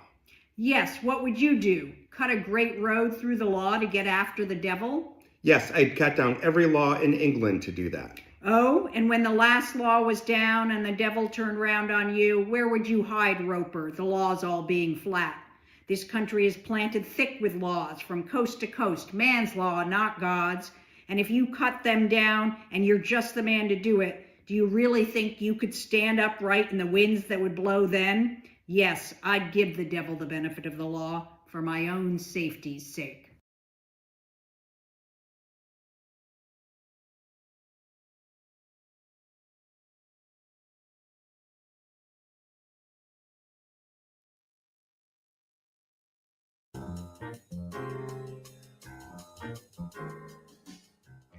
Good evening, and welcome once again to Your Legal Rights on KALW 91.7 FM, San Francisco Bay Area. I'm the host of Your Legal Rights, Jeff Hayden. Tonight's broadcast carries a message that, at this moment in time, we can celebrate the Constitution and the rule of law, while at the same time recognizing there may be changes afoot that we should all be watching. National Law Day is a yearly observance on May 1st, dedicated to celebrating and reflecting on the rule of law and its importance in American society. Since its 1957 inception, National Law Day is a day to appreciate the legal system and its contribution to freedoms and justice.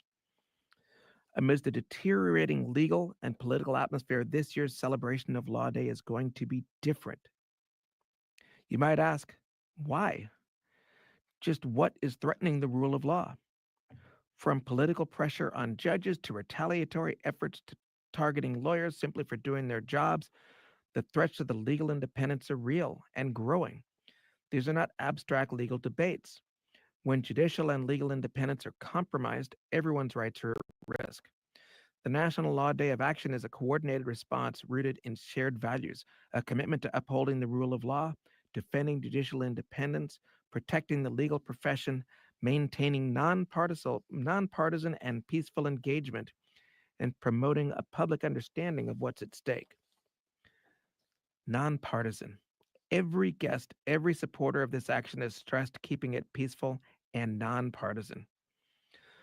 The Law Day reaffirmed the Oath Project, now a part of National Law Day of Action, was conceived of the efforts of the Bar Association of San Francisco and another group of lawyers for another group known as Lawyers for Good Government, each working independently of the other.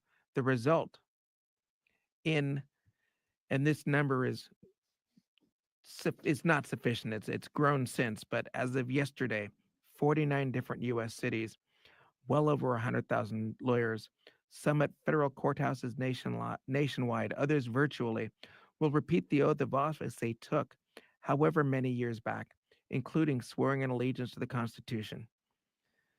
This movement is overwhelming, and nothing I can say can describe this movement or adequately tell its story. So we have an amazing panel of guests tonight. Joining us tonight, Brian Socek is a professor at law at UC Davis School of Law, where he teaches constitutional law and civil procedure. An expert on free speech, academic freedom, and equality of law, Professor Socek is the former chair of UC's System-Wide Committee on Academic Freedom and a member of the AAUP's Committee on Academic Freedom and Tenure. His book, The Opinionated University, Academic Freedom, Diversity, and the Myth of Neutrality in American Higher Education, will be published by the University of Chicago Press later this year. Sonia Mehta is a partner in the Oakland firm of Siegel, Yee, Bruner, and Mehta.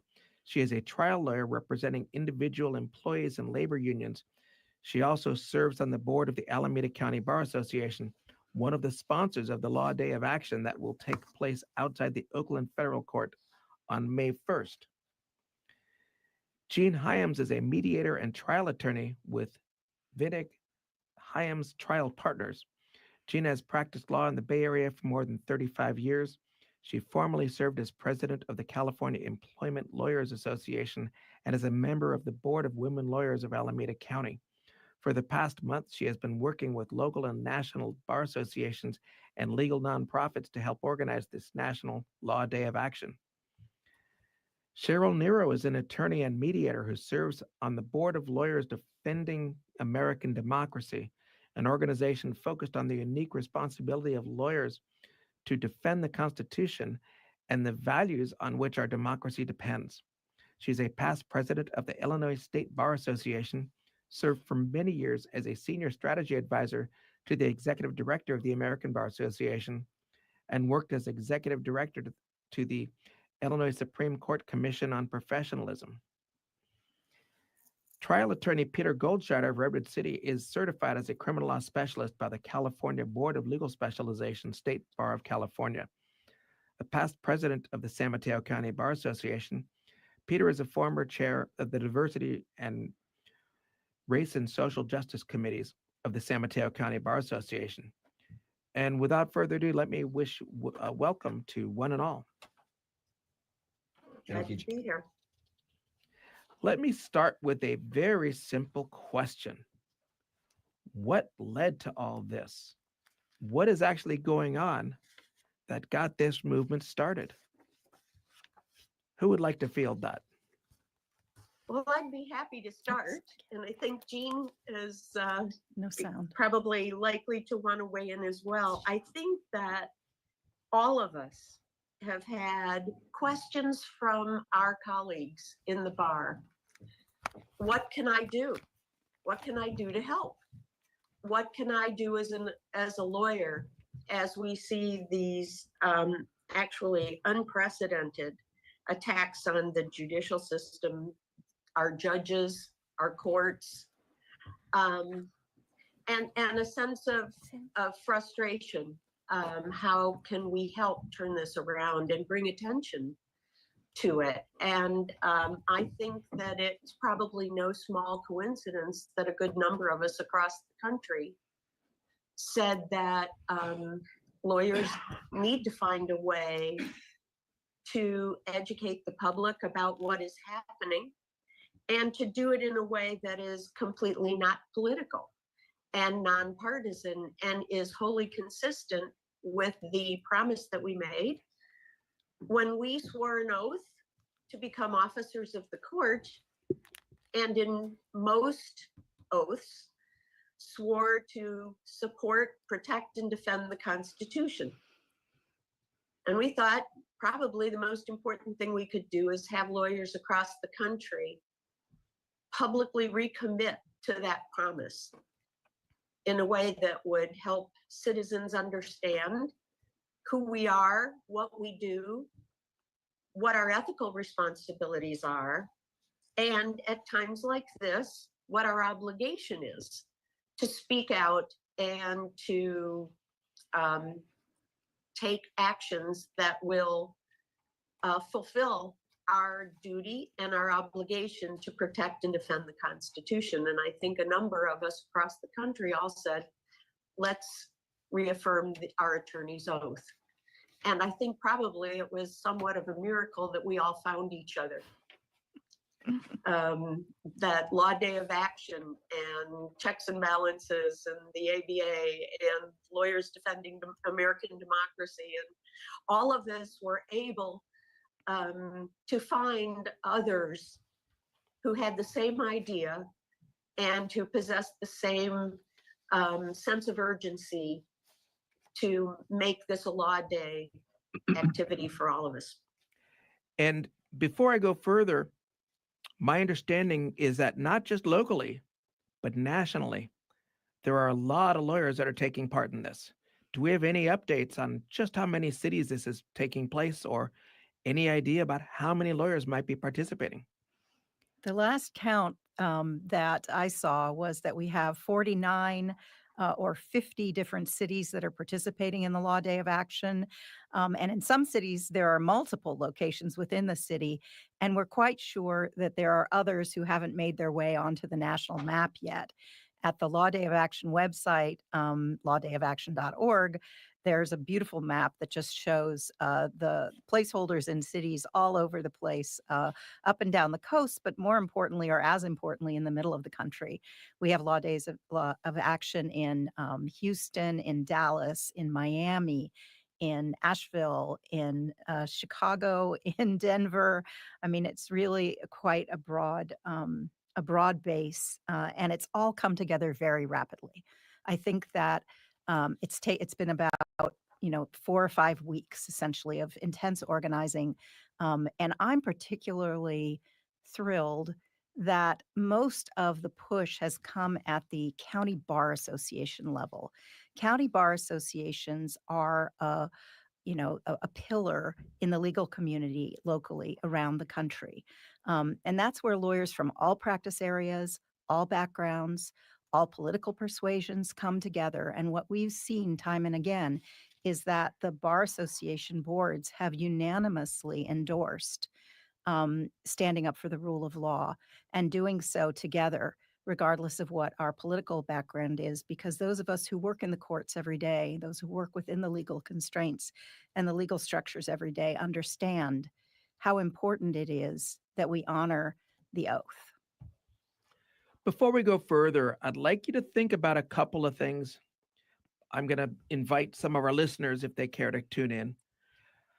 But before I do that, I'd like you to have a chance to formulate your thoughts. And what I'd like to know are 2 things. The first is, just what does it mean to be a lawyer or an officer of the court? What responsibilities have we taken on? And why is this so important that we participate? The other thing I wanted to ask you about is, what does this mean to the folks that are listening? Very few of our audience are lawyers, Is there a role for them? Why are we taking on this battle? What does it mean to them? Should they be standing alongside us at this point? You're listening to Your Legal Rights on KALW 91.7 FM in the San Francisco Bay Area. I'm your host, Jeff Hayden. Tonight, we're celebrating the Constitution and the rule of law. We're discussing a National Law Day of Action, which will take place tomorrow in several sites, including more than one here in the Bay Area. Tonight, we have an all-star cast. My guests include Professor Brian Socek, Professor of Law at UC Davis School of Law, Peter Goldscheider, trial attorney, mediator, and trial attorney Gene Hyams, Sonia Mehta, who's a trial attorney representing individual employees and labor unions, and Cheryl Nero, attorney and mediator who serves on the Board of Lawyers Defending American Democracy, an organization focused on the unique responsibility of lawyers to defend the Constitution. Our final and most important guest is all of you. If you have questions for my guest, if you have comments about the action we're taking tomorrow, our phone number is 415-841-4134. Again, that's 415-841-4134. If you're outside of the San Francisco Bay Area, call us toll free at 866-798-8255. That's 866-798-8255. As always, you can call regarding any question on tonight's topic. We're talking about a democracy. We're talking about the rule of law, the Constitution. You don't have to join in the exact point we may be in our conversation. We would love to hear from you, hear your thoughts. But let's circle back. What does it mean to be a lawyer or an officer of the court? I can speak to that. It's a great honor to be licensed as an attorney. And I think there's a reason why society respects us. And it's because we are the guardians of the truth. The courtroom, in my view, is the only place that you have to prove what you're saying. You have to show the evidence, you have to have the facts, and you have to show how that evidence matches up to laws that were democratically created. You cannot advise your client to lie. You cannot, that's called suborning perjury, right? Judges are not permitted to be partial, to bring in their own personal feelings. It's the only place, in my view, that you have to bring the evidence. I mean, I know friends who are lobbyists, for example, and it's nothing like that world, right? It depends how everyone's feeling, and of course, it's very valuable, but it's not the kind of, like they say, you have to bring the receipts. And I think that's an amazing thing, and I've always been honored to do that.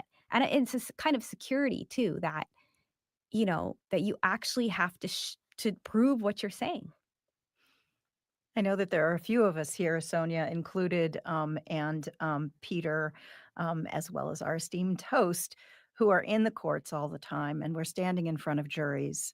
And I think the jury system is the most grassroots type of democracy that exists. Essentially, we take to the jury the question about whether or not there's been a violation of law, whether or not there's been harm that's followed that violation of law, and we hand to our fellow citizens the opportunity to make justice happen. And lawyers are, as officers of the court, as Sonia said, indispensable parts of making that happen. And we have to be able to work without the constraint of the concern that we're going to be retaliated against for doing what we're obligated to do, which is to zealously represent our clients within the bounds of the integrity of our profession. And unfortunately, what we're seeing right now, writ large, are attacks on the legal profession that undermine our ability to help hold up this pillar of democracy. I think zooming out for a second, this is Brian Socek talking. I teach civil procedure at UC Davis, which is a class that basically every first-year law student takes at every law school across the country. And it's where they're supposed to learn the rules of the federal courts, but it's really a class about due process, which I think of as being A class that asks, what is it that the government has to give you before it imposes its violence on you, before it does something to you, whether that's move your fence line or order you to pay somebody damages or put you in jail or take away your children, all of the kinds of things. If people wanted to do it, they would just be settling and doing it on their own. So they're in court because they're asking the government to make this decision and impose it on others. And before the government, before the state can do that, it has to give due process. It has to follow particular procedures, the kinds of things that we were just hearing about. And one thing that always surprises my students is the fact that we at once have this system of justice here that's adversarial. It depends on there being two sides that are fighting for their position, that are making arguments as to why they're correct.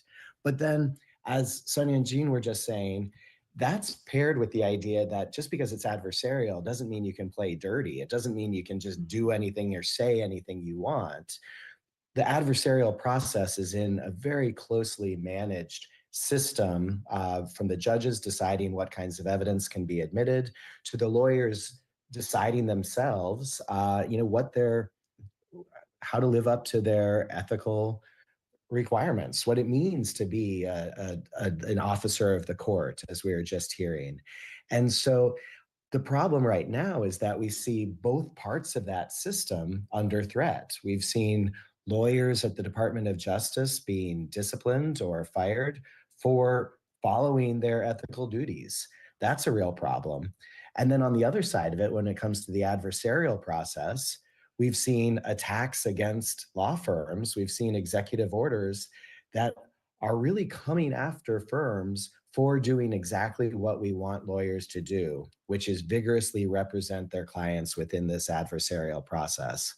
And that's a huge concern. And so it's really inspiring to see these events that people have planned for tomorrow that highlight just the importance, not of let's have the court save us or anything like that, but let's make sure that everybody knows what these ethical principles are that our officers of the courts, our lawyers, are standing up for every day. Jeff, what I'd like to pick up on it to some degree follows from that, but also your question about what the average public person who's not an attorney should know about and what they should learn.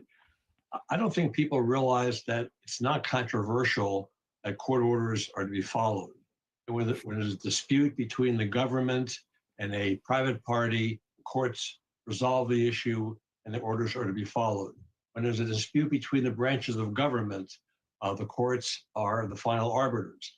This was resolved actually in 1803, as all the lawyers here know, in a case called Marbury versus Madison, where there was a dispute between Thomas Jefferson and other branches of government over how a certain commission would be created.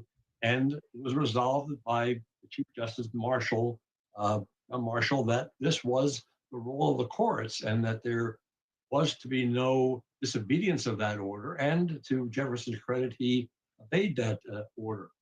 Interestingly enough, Marshall also made an order in the 1830s when Andrew Jackson was the president, involving the removal of Indians, American Indians from reservations. And Jackson made a famous quote. John Marshall is still there 35 years later. That's how long he was on the court. John Marshall has made his decision, now let him enforce it. But in fact, all the parties and the people involved did obey the orders. And that's been the tradition in this country for over 200 years. So when now people in government and the current political atmosphere are saying they can't obey court orders, they don't have to, it runs totally afoul of our democracy and everything the country stood for all its history. And I think that's the most important thing for the public to know. You know, it reminds me that sometimes lawyers use terms that the public doesn't understand. And one of those terms is rule of law. We talk a lot about that. And what we're saying when we say the rule of law is that our system is a system of laws that everyone, no exceptions, everyone is to obey our system of laws, which, as we heard just moments ago, are democratically decided. We pass laws in deliberations of people elected by the people. And the rule of law actually impacts most of the things that happen to us every single day. If you just get up in the morning and you get in your car, and on your way to work, you drive and stop at a coffee shop. You can drive your car safely because all people are held to the laws, to the traffic laws. You can trust that other drivers are going to stop at the stop sign. When you park your car and you go in to pick up the coffee that you want to have on your way to the office or to your work site, you know that the food that they're going to hand you is safe because there have been federal inspections of the food to make sure that it is not a dangerous product. And you know that the money that you hand to the clerk at the cash register is going to be accepted because the federal government stands behind our monetary system. When you get to work, you know that there are rules and obligations of your employer to treat you fairly and to make sure that your workplace is safe. And on and on and on. Those are all day-to-day examples of how the rule of law, the fact that all citizens are obligated to follow the laws and our judicial system is set up to enforce those laws, impact us on a daily basis and keep the quality of life, the health of our nation and the health of our people in place in standards that we all believe are fair and productive. I don't want to challenge what you just said, Cheryl. This is Jean Hyams, but I do want to acknowledge that we're talking about the promise of the rule of law. We're talking about the promise. We're talking about the promise of democracy. Not all of the listeners have to completely agree that it all goes well. You know, somebody might run into you while you're trying, maybe at the stop sign. But if they do, the whole idea of the rule of law is that somebody can look at it and arbitrate it and say, this person was careless or committed an infraction, and this is how we resolve this to try to make everybody whole. 100%. That all comes out of the rule of law. And I think it also is about the line in the Constitution that we're trying to make a more perfect union. We're probably not going to get to perfection, but we can all try to make it more perfect. Let me take a moment. We have a caller I'd like to bring in. David in San Francisco. Welcome to Your Legal Rights. Thank you, Jeffrey, and thank you once again for the fine service you're providing by leading this program. I'd like to take this discussion out of the abstraction and bring it right home to the here and now. We have a tyrant in the White House who is depriving people of the right to be heard before they're sent out of the country to prisons without even being notified of what the charges are against them. We have a tyrant who is arresting judges for doing their jobs. We have a tyrant who is firing people from government jobs without cause. We have a tyrant who is dissolving the Justice Department Division of Civil Rights. That's why the lawyers are so angry. That's why we expect hundreds of thousands of lawyers to stand up and say, we will not stand this. This has to stop. We're all together. Understand, David, I don't disagree with your sentiments myself. However, the overwhelming action, the overwhelming body of organizers and the people involved are nonpartisan. It is a nonpartisan action. There will be Republicans, there will be Greens, there will be Democrats, there will be every sort of folk that you can imagine, because this is not pushback against this administration or pushback against the president. It may look at some of the decisions he's made, but ultimately, this is all about our shared values and bringing everybody to the table to save these institutions. Jeff, that's not a partisan position. The Fifth Amendment says no person shall be deprived of life, liberty, or due process without due process of law. That's what the caller is saying. I agree, and I would just say that, you know, without the rule of law, we're talking about violence, right? We're talking about naked violence. And violence means a lot more than one person punching another or taking a gun or a knife. It could be a form of violence to take away what they own and say, neener, neener, you can't do anything about it because anarchy's broken out. or to say I'm the more powerful, so I can change the rules. I think this is the children's Alice. Oh, this, no, this is. I think that the attacks that we're seeing on the judiciary, the attacks on law firms, the unwillingness, not unwillingness, the blatant disregard for orders of the court, those are nonpartisan issues. I also think, and due process is a nonpartisan issue. Rule of law is a nonpartisan issue. It's a place where we can all stand together. And I don't think that the caller misstated anything, I will say, in any way. I think that's why we're up in arms. We are very concerned that there are concerted attacks on our form of government, or at least what we hope will be our form of government, and what we all work to make our form of government, which is a government that is the rule of law, not the rule of men.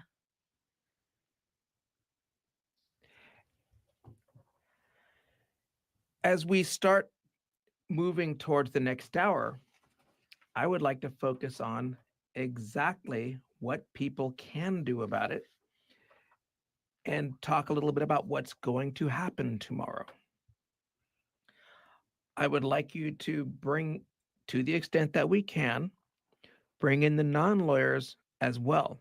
Let them know what we are standing for, because in so many ways, you look at these big firms, it's hard to be sympathetic until you realize they're a proverbial canary in a coal mine. It's not because they're major corporate work that they're getting into trouble. It's because the pro bono cases they do is trying to protect the underprivileged, is trying to reach out and help people, but in doing so, take a position that maybe is not politically palatable to one side or the other. And that's always been okay. It's always been the lawyer's job. And you may not be somebody who's on the front lines working with individuals and really reaching out to help people every single day, but you donate some time, you do something to help make this place better. And to the extent that that's being shut down because some official at some level finds it offensive, has basically been off limits for 250 years now, or just 2 years away from that. We hope that we celebrate the 250th anniversary of the signing of the Declaration of Independence, still having a Bill of Rights and still having the rule of law. And that's what we're talking about tomorrow. You're listening to Your Legal Rights on KALW 91.7 FM, San Francisco Bay Area. We're talking about the Constitution and the rule of law. I have a stellar panel of guests tonight, including Brian Socek, professor of law at UC Davis, Sonia Mehta, a trial attorney representing employees and labor unions, Cheryl Nero, attorney and mediator who is on the board of Lawyers Defending American Democracy, an organization focused on the unique responsibility of lawyers to defend the Constitution. We have Peter Goldscheider, trial attorney and mediator, and trial attorney Gene Hyams. If you have questions for my guest, if you want to talk about where we are, we want to talk about tomorrow's actions, call us toll free at 866-798-8255. That's 866-798-8255. You're listening to Your Legal Rights. We'll be back right after this. Support for KALW is provided by the Bar Association of San Francisco. If you live in San Francisco or Marin County, the Bar Association's lawyer referral service can arrange for you to meet with an attorney experienced in the area of law related to your situation. Call 415-989-1616 or visit sfbar.org for more information. So what I really wanted to start talking about is just what's going to happen tomorrow. Well, I'm happy to jump in. This is Gene Hyams, and I've been lucky enough to be helping with the organization nationally and specifically with the Oakland Law Day of Action. I want to mention that this whole thing, as you said in the very beginning, and as Cheryl Nero was describing, came together in rather an amazing way. There were multiple organizations working on the same idea. many people were inspired just by the idea of lawyers coming together to retake our oath of office. This is not what happens every law day. Will be a very unique experience. I haven't retaken the oath of office since I first became a lawyer. I was just going to ask you that very question. Have anybody on the panel come back to take the oath again, just to show that you believe in the oath and that we should be striving to something higher? Never felt the need before. I am seeing no hands from anyone on the panel, myself included. So in the Bay Area, there will be Law Day of Action events, rallies outside of federal courthouses in San Francisco, Oakland, and San Jose, simultaneously at noon in each of those cities. Additionally, there are Law Day of Actions around the country, and the national website is lawdayofaction.org. And specifically for those people who can't make it to a Law Day of Action, the organization that Cheryl is involved in, Checks and Balances, is holding a virtual Law Day of Action. So folks can attend that as well. And it will be at each location, there will be speakers. Sonia will be speaking at the Oakland event, along with a number of others. And we are honored to have retired Alameda County Superior Court Judge Winifred Smith, who will be swearing us in, or re-swearing us in. The San Francisco action promises to be very lively and large, and I think is going to be followed by a march from the federal courthouse down to City Hall. And then in Santa Clara County, the Santa Clara County Bar Association is sponsoring the event at the San Jose Federal Courthouse. Let me turn it to Anna Marie from San Francisco. Welcome to Your Legal Rights. Hi, I called to support the caller who was pointing out the facts about what our current administration in the federal government has been doing. But I'm also glad that you spoke about the oath of office. That would be one of the things that is a reality, is that civics is not something that is taught. And so a lot of people don't focus on how we as a society are organized. So I don't know if you've already read, but the ABA site has a statement about what Law Day is, which I think might be useful. You could read it if you want to your audience. I read it for myself. But this is a very good opportunity to educate people. And one of your speakers was actually quite clear in trying to educate. So take the example of that's very simple, of one person who has another person with whom they interact, and then there's another person, and they have to decide, how are we going to interact? You know, you got to really make it simple. And that person, whoever she was, I thought was doing a good start to it. But it's very important to not assume that people know about the preamble to the Constitution or even what's in the Constitution. And I think one thing to start with is just read what the ABA says that Law Day is. Right on the front website page, there's a statement. And yes, I think it's a great idea to, again, read the oath of office. One of the things I do when I do my postings is, for example, when somebody throws up a negative about impeachment, I'll just actually give the statement of what impeachment is, the specific article, just to put it there, and maybe, somebody is learning something. So that's what I wanted to say. And I want to definitely support the caller because I think his point was quite on point. Thank you. Thank you for sharing those thoughts with us. And I want to be really clear. I am very sympathetic to that to that caller who is a good friend. And my only issue that I would take is that tomorrow's action spans the entirety of the political spectrum.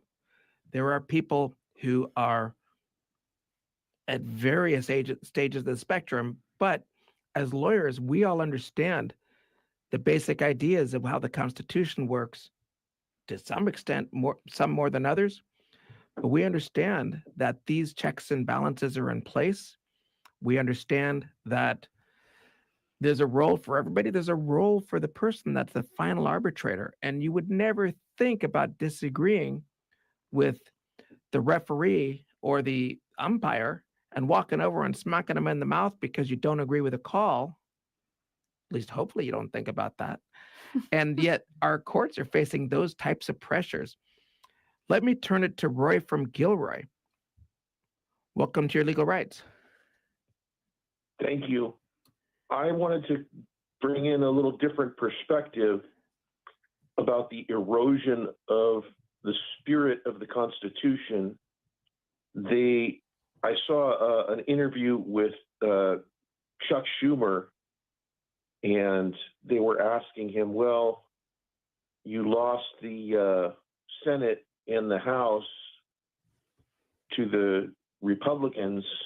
You know, what can you do about it? And he said, well, in the last days of the Biden administration, we were able to put in 225 progressive judges so we can use them to block things that the president is going to try to do.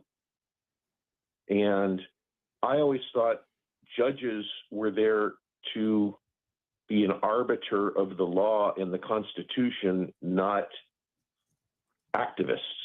And I think he clearly stated that they're activists, and that's not in the spirit of the Constitution.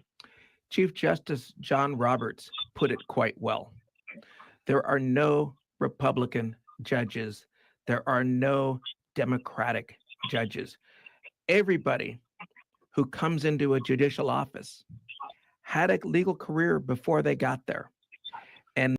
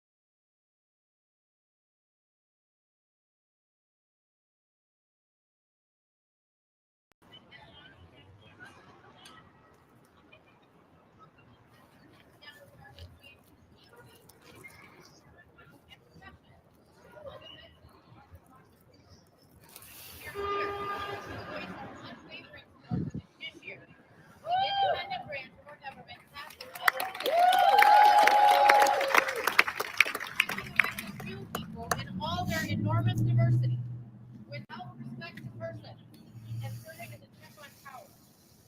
Judge Cato Cruz tells us without respect to person means with respect to the enormous diversity of the real ecosystem of the court. It means with respect to the personal dignity of each person. It means with respect to the rule of law and without respect to fear or favor. It means with respect to the ideal of equal justice and legal law, the notion that our individual differences will not deter justice being done. It means with respect to access to justice for those with low means. It means with respect to equity and equitable treatment. It means with respect to empathy and judges' own humility as public servants. It means with respect to impartiality and neutrality, no matter the person's station in life. In times of uncertainty, it is our judges that hold the line. And in times of pressure, it is our duty to hold them up.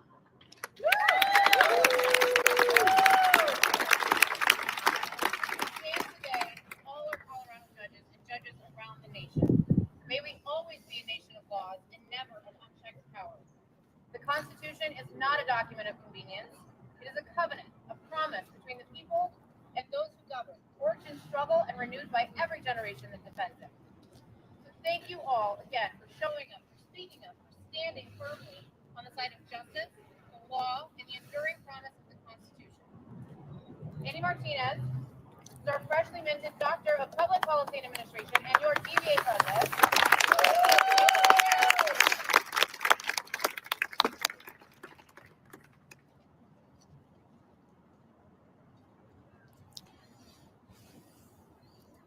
Hi everyone. Thank you for that.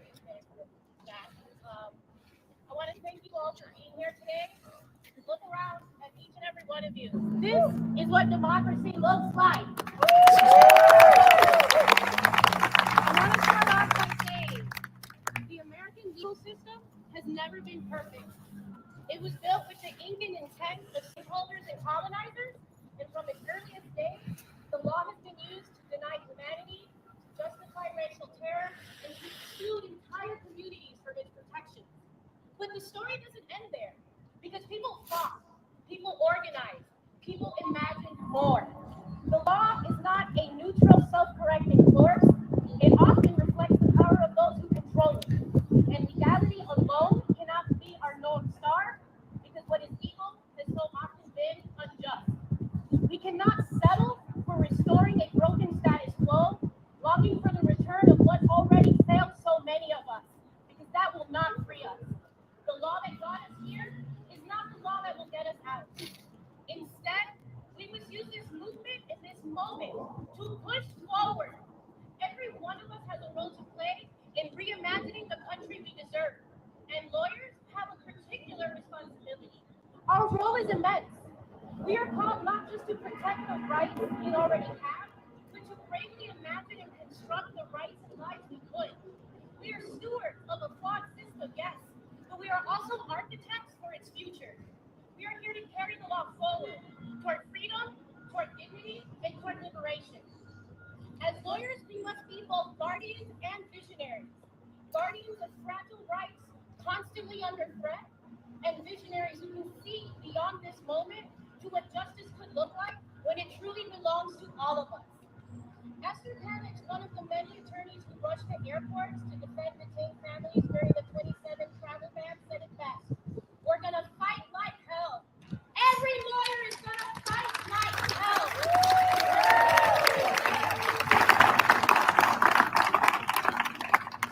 And that is what we must do right now. Fight like hell. Not just for the law as it is, but for the way the law should be.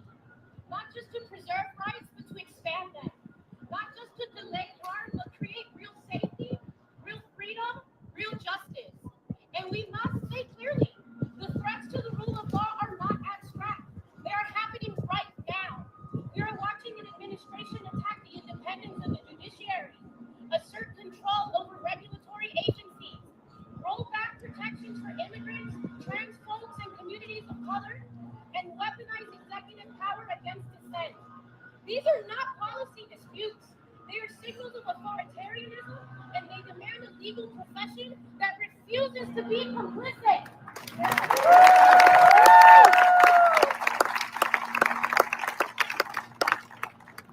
When the law is bent to serve the few, it is our duty to stand for the many. We must defend the idea. No one is above the law, not even the president. Because if the law can be broken from the top without consequence, then no rights are safe for the rest of us at the bottom.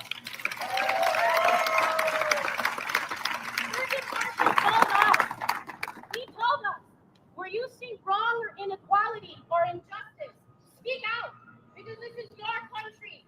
This is your democracy. Make it, protect it, pass it on. So let this be our oath. We will not be silent.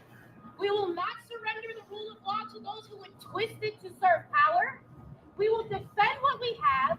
We will dream of what could be, and we will fight like hell to bring it to life.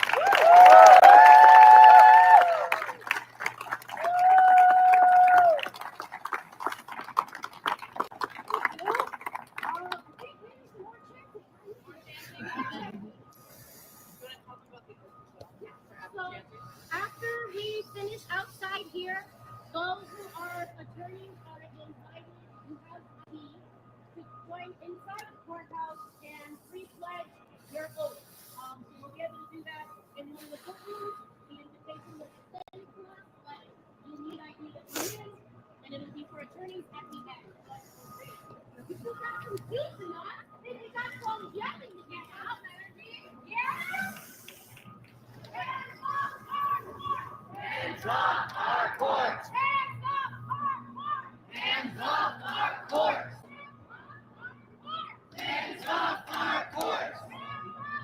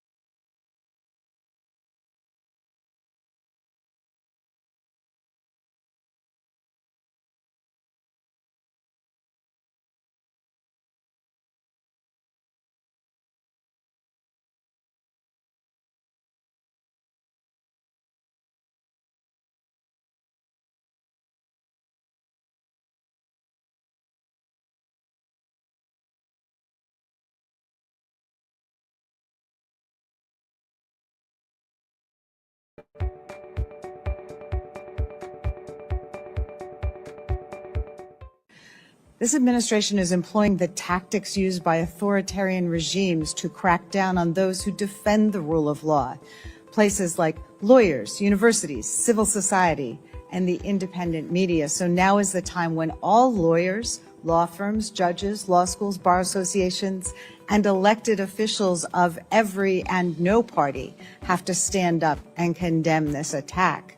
Because democracy doesn't only die in darkness, it also dies with silence or acquiescence.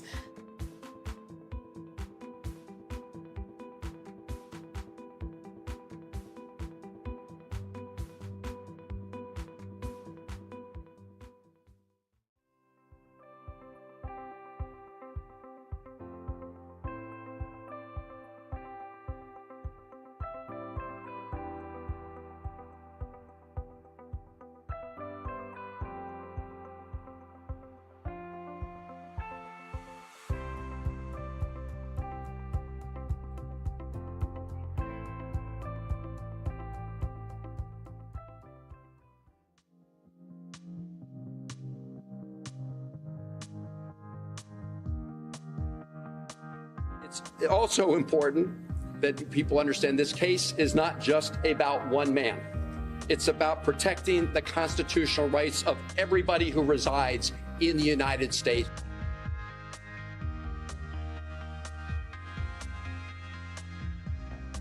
At least this court has seen the blatant unconstitutional action of this president, and now we're back to the status quo.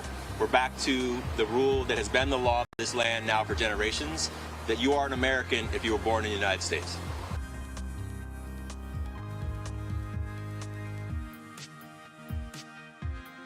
It makes no sense for local economies. It makes no sense for the people that care for these places. It makes no sense for the well-being of our most treasured places in this country.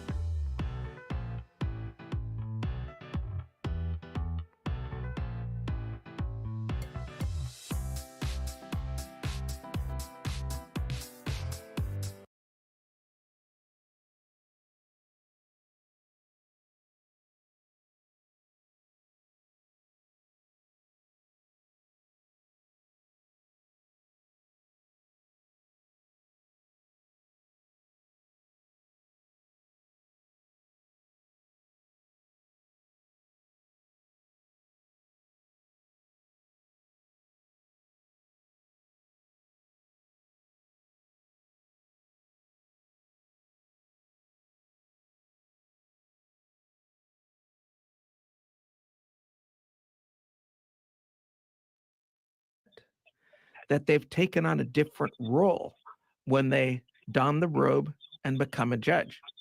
Having clerked for multiple judges, 3 altogether, and they came from very different political backgrounds. And I can tell you almost every question that lands before the courts, you can find a very similar question. It has been asked before, and it serves as guides to what should happen. The judges are there to interpret what's happened and settle disputes between individuals. The judges don't come up with the idea of challenging laws or upholding laws. They don't even decide if a law is constitutional. They decide an individual question that someone has posed to them. They may look at a law violating in one particular way, and maybe the law doesn't violate that way. And on a later date, somebody else says, yes, but nobody asked about this other thing. Jeff, can I just more directly answer what the caller was talking about? Sure, jump in. Activist judges are not what, not that I'm a big fan of Senator Schumer, but he's not talking about activist judges. Activist judges are people who create laws where there were no laws. What he's talking about is enforcing the laws against a political administration that wants to violate and not follow the laws. That is what he's talking about, not creating laws out of whole cloth where there were no laws to begin with. That's what activist judges means. I do think that this is Jean. I do think that there is a trend, certainly a narrative that that is trying to take hold to suggest that we should look at judges as partisans. Certainly that's the way that they're being described. And then some of the attacks on judges is then being characterized as them taking a partisan position when in fact what they've done is to rule based on their evaluation of what the precedent is, as Jeff was saying, their understanding of the Constitution. But then the counterattack is they ruled against me, and therefore they're biased, and therefore they should be impeached. And that takes us down a very dangerous path, because the independence of the judiciary is paramount, is incredibly important, and there is a way within our system to challenge bad rulings. I've had plenty of bad rulings or rulings that I completely disagreed with. I've never called for the impeachment of any of the judges who ruled against me. What I've done is to appeal their rulings to the higher court and make my case there. And that's the way the system is supposed to work. And I will say, that certainly when you look at the breadth of the background of all of the judges who've been ruling on various of these executive orders, it spans the gamut in terms of who appointed them, going very far back and up through and including the most recent president and the president who served as the 45th president, who's now serving as the 47th president. The judges are making rulings based on their understanding of the law. And Professor Sobczak, I know before we started, you were talking some about the attacks on the judiciary. I found your comments very interesting. Well, I don't think we have to, this is Brian Sobczak, I don't think we have to deny that judges really span the political spectrum, or that legal questions sometimes present unresolved issues that allow them a lot of space in order to, a space to draw on some of those prior experiences and some of their deeper political and other commitments. I mean, after all, let's just acknowledge there's a reason that under the Biden administration, the courts in Texas were very busy, and that right now the courts in Boston, in Massachusetts, in Maryland, here in California are suddenly getting a whole lot busier. When people have a choice as lawyers doing that vigorous advocacy we were talking about earlier, they have a choice sometimes in where they can file, and they're going to file in a place where they think they're going to get the most favorable hearing.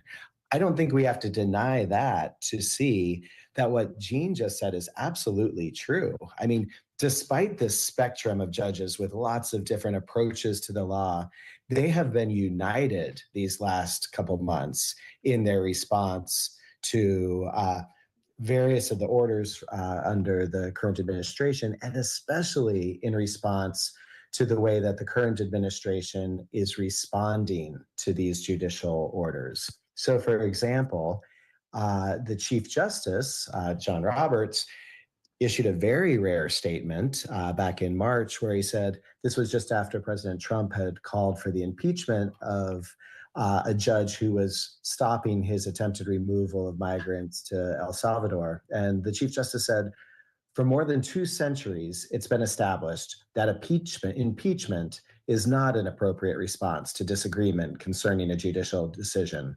The normal appellate review process exists for that purpose. And we've seen really moving opinions from some of the most conservative judges in the country. Harvey Wilkinson in the Fourth Circuit, just an icon of conservative judging, really issuing a plea to the executive branch to heed the judgments of the US courts. And so, I think we're talking about something that is nonpartisan, not in the sense of what are the issues that these various court judgments have been striking down. Lots of people have different views on deportation, on, people feel different ways about removing people who are here without documentation. People have different feelings about the funding that universities like mine receive. They have different feelings, as someone said before, about big law firms. But what I think cuts across all of that is the due process point that none of those moves can happen, defunding universities, cutting off access and contracts to big law firms and security clearances at those law firms, deporting people. None of that can happen without obeying the fundamental rule of due process, which is just you have to tell somebody why it's happening. You have to give them a reason, and you have to give them a chance to respond, to give their side of the story. And that's something that I think you don't have to be a lawyer to understand, that if the government's going to come and call you a gang member or call you a non-citizen who's deportable, you would want to know why they think that, and you would certainly want the right to respond to say, no, I'm not those things. I'm not even the person you think I am. This is somebody else's name. Exactly. Without that, then, as Sonia said before, we're just talking about violence. We're just talking about the imposition of power. We're not talking about due process. And there's another factor that we haven't really talked about, and that is, let's be honest, judges come and go. They have a career. It lasts so many years. They move on to other things. Politicians come and go. They sit in office for a while. They move on to other things. We're talking about the survival of institutions and the ability to have some place to go to settle our differences. They may be civil, they may be criminal, they may be a bankruptcy, they may be a probate, whatever it is. Those things start getting torn down.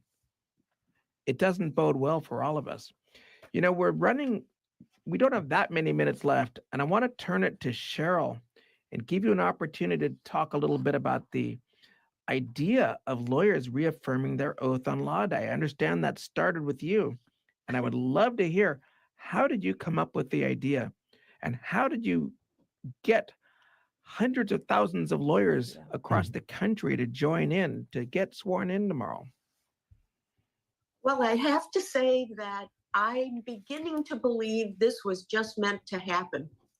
Because in addition to my thought in early February that this would be a great thing for lawyers to do, I've met all sorts of other wonderful lawyers around the country who came up with the same idea. We were looking for a way to answer that question.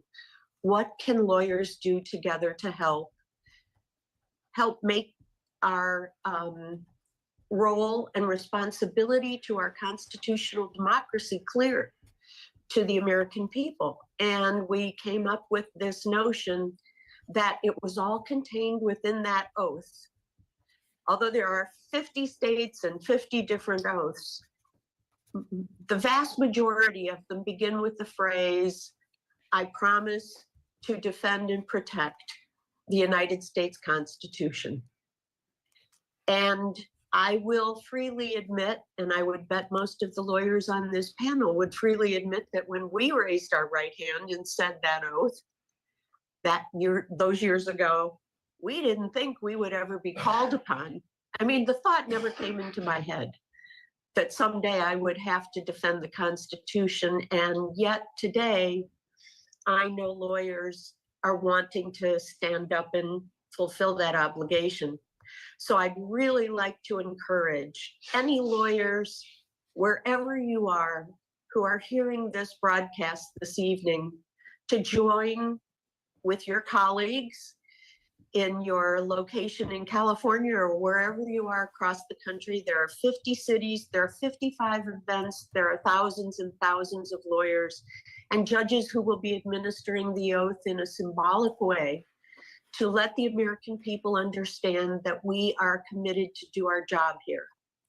And I encourage you to go to a live event if you can do that, or I encourage you to go online in the ways that Jean described it before, and make this law day a day of education and a day of standing together and a day of recommitting ourselves to the work ahead. I am so proud of the folks that I have met in this endeavor and the wonderful people across the country who are helping all of these events be possible.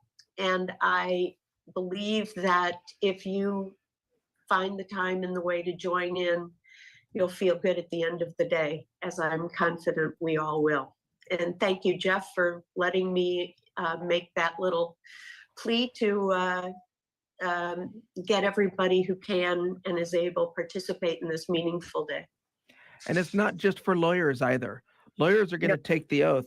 The oath takes about a minute. It's not that long. And I'm going to ask one of my guests in a moment to read that oath, but the oath itself is not that long. I've never had that experience of being in a mass swearing, and I was sworn in a very private ceremony.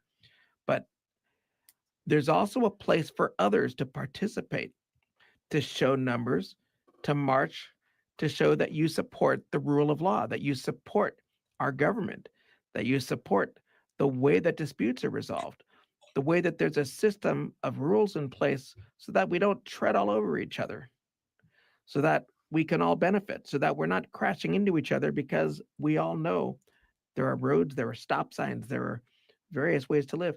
Let me turn it over to Sonia. Sonia, can you read the oath of office that a lawyer takes? Yes, and on that point, I didn't even know Law Day existed. I always knew May 1st is International Workers' Day. And so there's actually, activities all over the country, all over the world in support of that. And you can go to those after you come to Law Day. That's right. And I did take this oath with a group of people with National Lawyers Guild, actually. But I, Sonia Mehta, solemnly swear that I will support the Constitution of the United States and the Constitution of the State of California, and that I will faithfully discharge the duties of an attorney and counselor at law to the best of my knowledge and ability. As an officer of the court, I will strive to conduct myself at all times with dignity, courtesy, and integrity. And you take this oath without deception or purpose of evasion, without reservation or purpose of, it's been a long time since I took it. Indeed. That's a beautiful statement.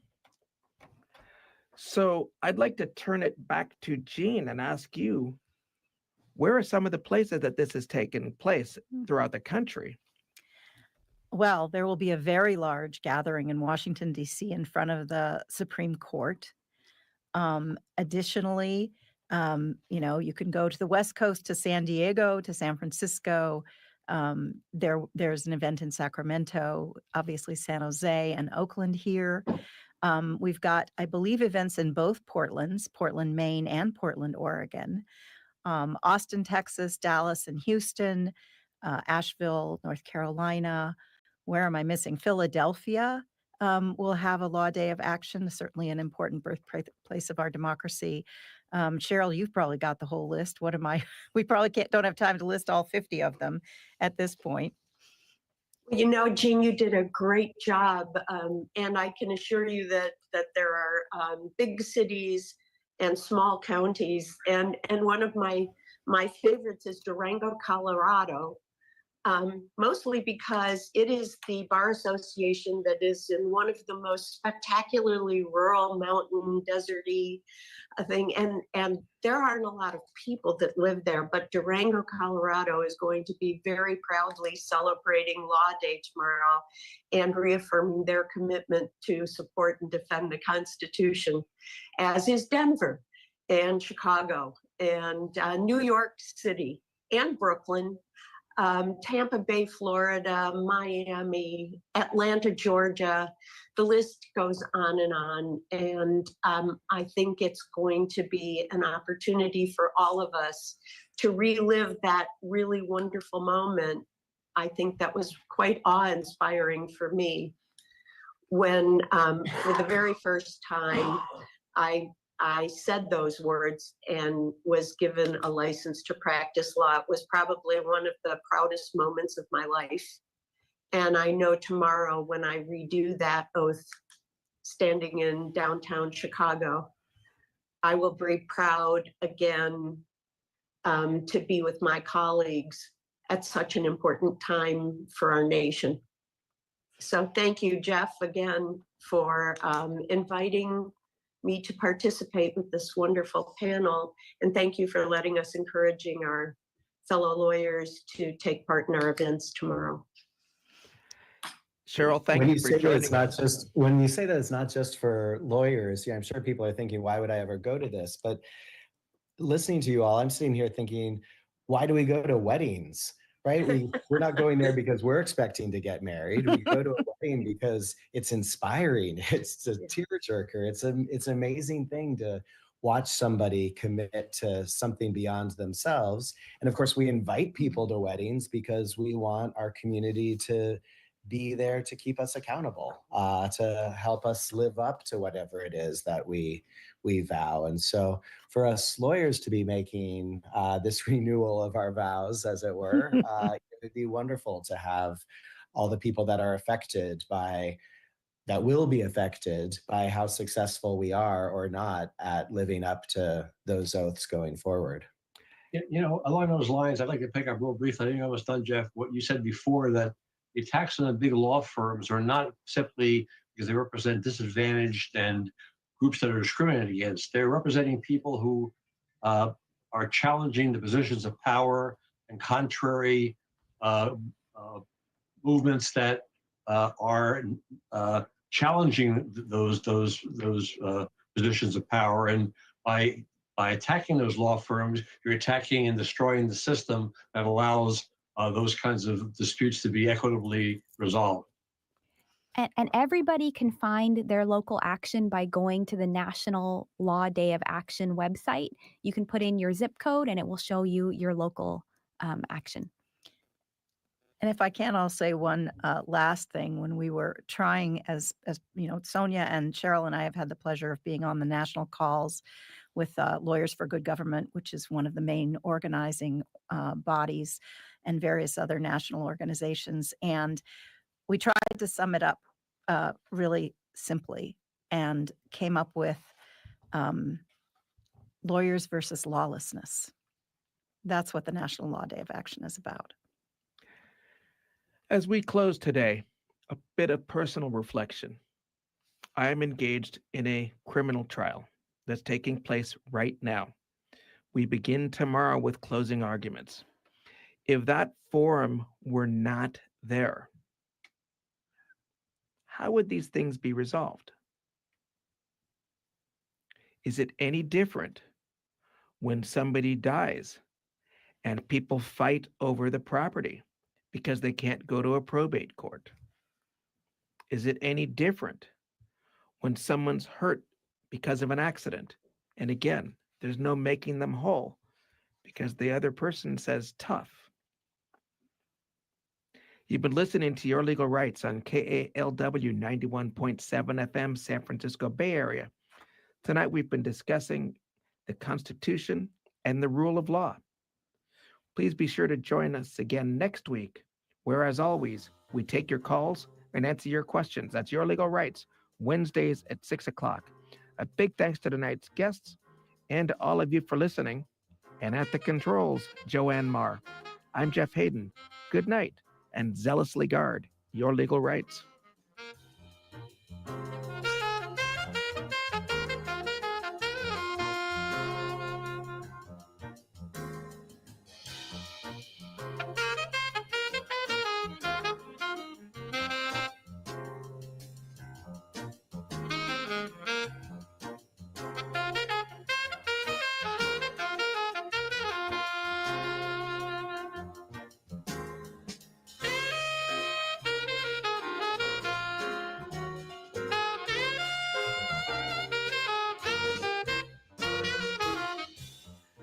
Support for KALW is provided by the Bar Association of San Francisco. If you live in San Francisco or Marin County, the Bar Association's lawyer referral service can arrange for you to meet with an attorney experienced in the area of law related to your situation. Call 415-989-1616 or visit sfbar.org for more information.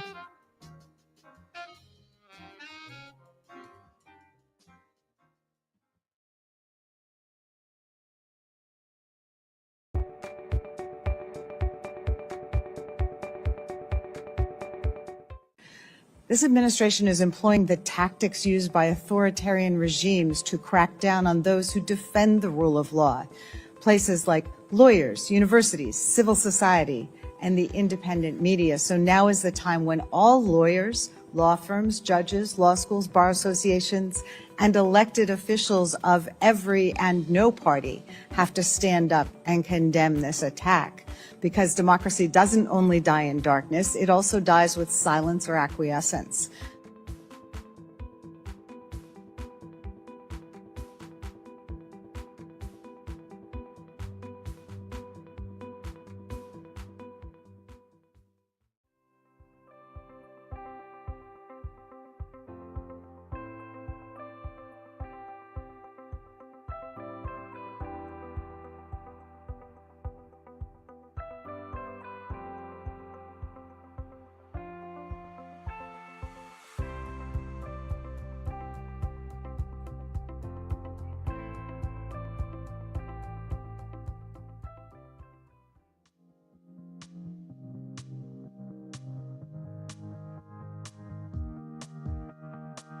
It's also important that people understand this case is not just about one man. It's about protecting the constitutional rights of everybody who resides in the United States.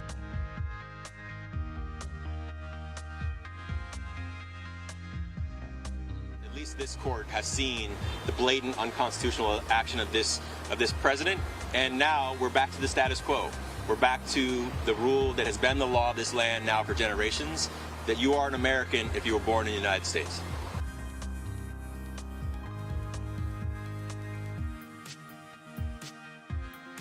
It makes no sense for local economies. It makes no sense for the people that care for these places. It makes no sense for the well-being of our most treasured places in this country.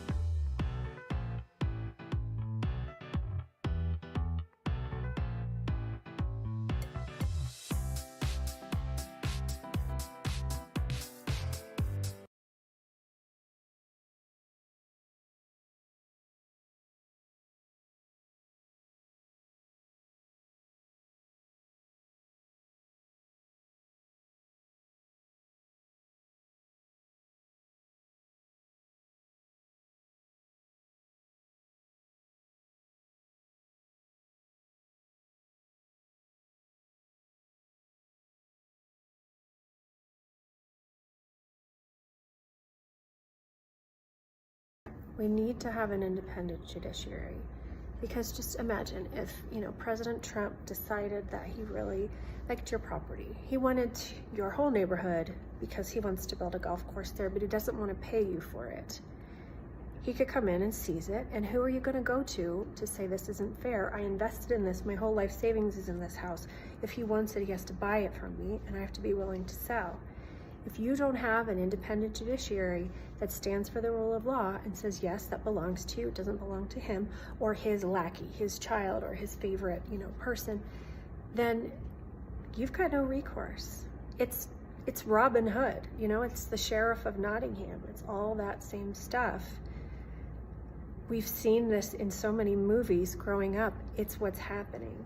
We really need to maintain that impartiality so judges are aware that they can make correct rulings that follow the law, and they will not be subject to punishment, imprisonment, arrest from the government, from the president.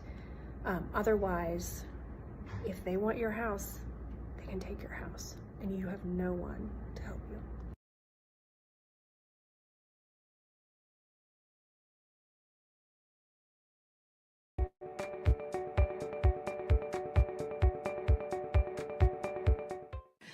This administration is employing the tactics used by authoritarian regimes to crack down on those who defend the rule of law. Places like lawyers, universities, civil society, and the independent media. So now is the time when all lawyers, law firms, judges, law schools, bar associations, and elected officials of every and no party have to stand up and condemn this attack.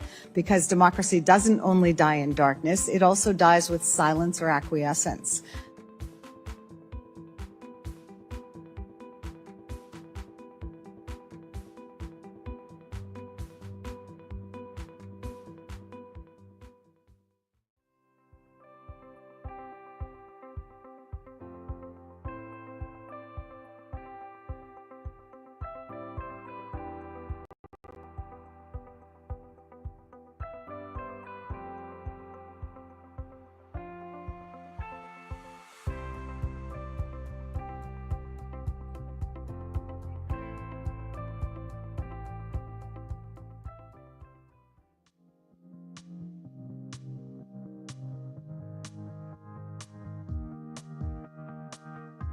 It's also important that people understand this case is not just about one man. It's about protecting the constitutional rights of everybody who resides in the United States.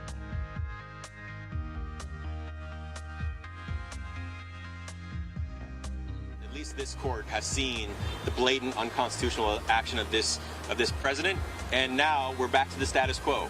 We're back to the rule that has been the law of this land now for generations, that you are an American if you were born in the United States.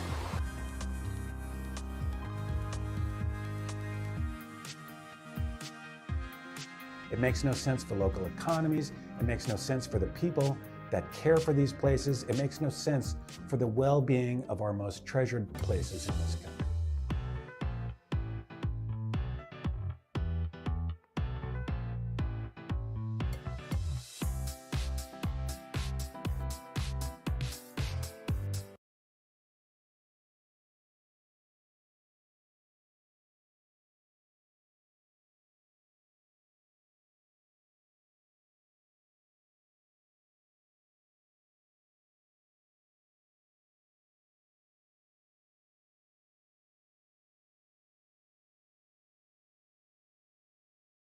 The rule of law, because the rule of law is about fairness. Fairness includes a fair trial, due process. There's a relation whom I deeply admire, Werner von Rosenstiel. He, like me, was first an attorney in Germany and later also in the United States. He emigrated to the US in 1939 and fought for democracy against Nazi Germany. In his book, Tales of an American Soldier, he quotes his ideal and former boss, Justice Jackson. What separates justice from vengeance is fairness. This is from Jackson's opening statement in 1945 for the Nuremberg trial. Jackson describes the effect of the presidential decree from 1933, which suspended individual liberties without the right to a judicial hearing, among other legal safeguards. Secret arrest, indefinite detention without charges, without evidence, without hearing, without a counsel. No court could issue an injunction or writ of habeas corpus. This is why I understand justice as fairness.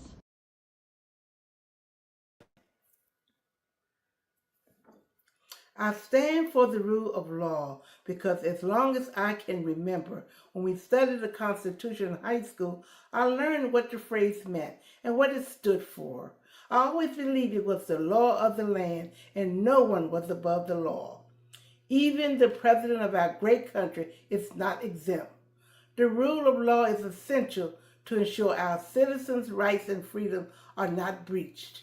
It is also a necessary document to enable a reliable and equitable way for the United States of America to operate. Even as a child growing up, my parents instilled in their children that all men are treated equally under the law, no matter who they are and their titles.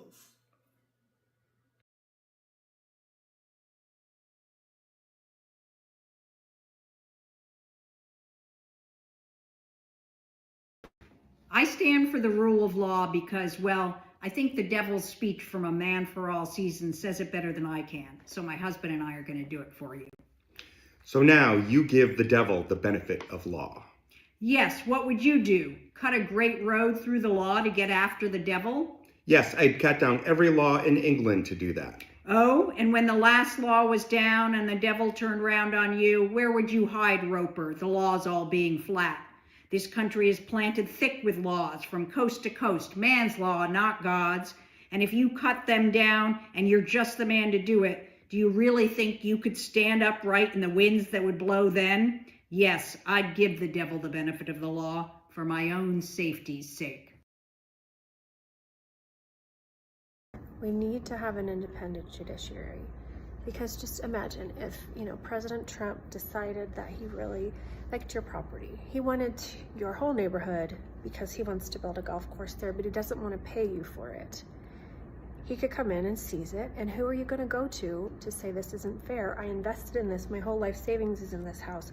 If he wants it, he has to buy it from me, and I have to be willing to sell. If you don't have an independent judiciary that stands for the rule of law and says, yes, that belongs to you, it doesn't belong to him, or his lackey, his child, or his favorite, person, then you've got no recourse.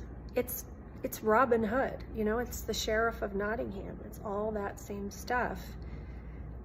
We've seen this in so many movies growing up. It's what's happening. We really need to maintain that impartiality so judges are aware that they can make correct rulings that follow the law, and they will not be subject to punishment, imprisonment, arrest from the government, from the president. Otherwise, if they want your house, they can take your house, and you have no one to help you. The rule of law, because the rule of law is about fairness. Fairness.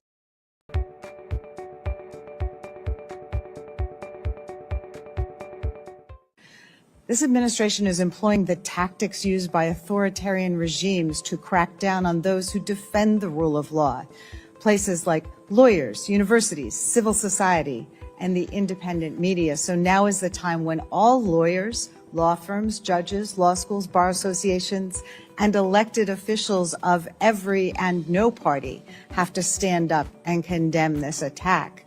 Because democracy doesn't only die in darkness, it also dies with silence or acquiescence.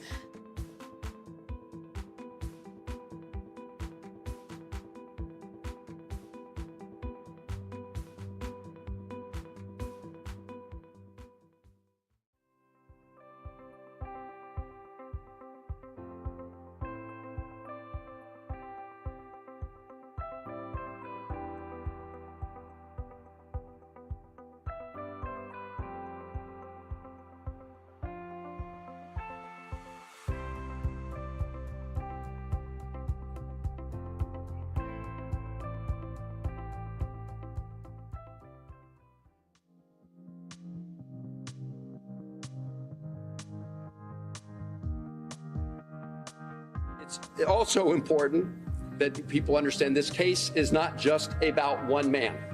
It's about protecting the constitutional rights of everybody who resides in the United States.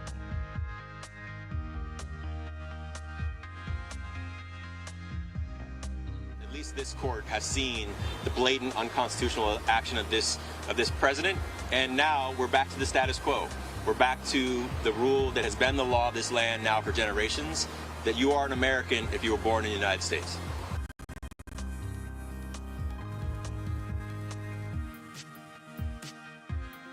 It makes no sense for local economies. It makes no sense for the people that care for these places. It makes no sense for the well-being of our most treasured places in this country.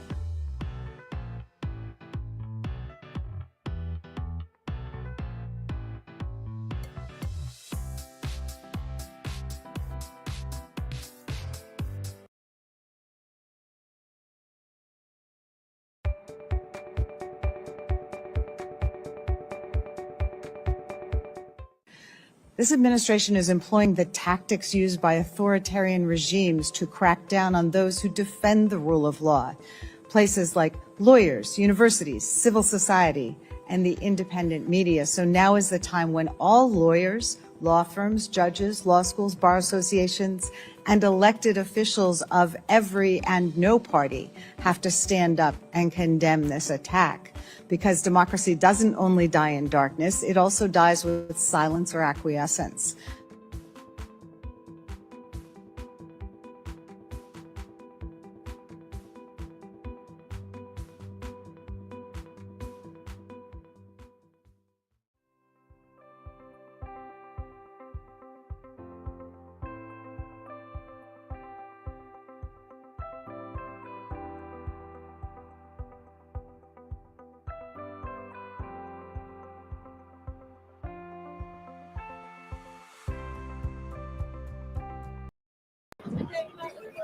No. Just put on your head. I got it. Yes, go left back. Whoa, nice. Good. I like it. I'm surprised. Rated in the U.S. Yeah, you know what?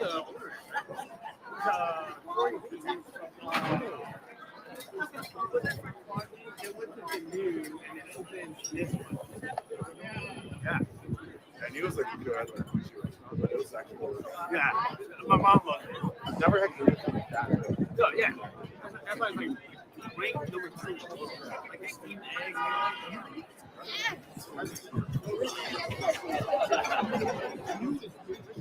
Date that after 1. It's so hard to get rentals up. Yeah, I had to book it a month later. And then there's like the 9th person.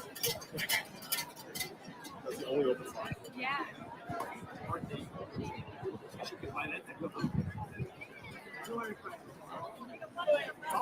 I haven't. Well.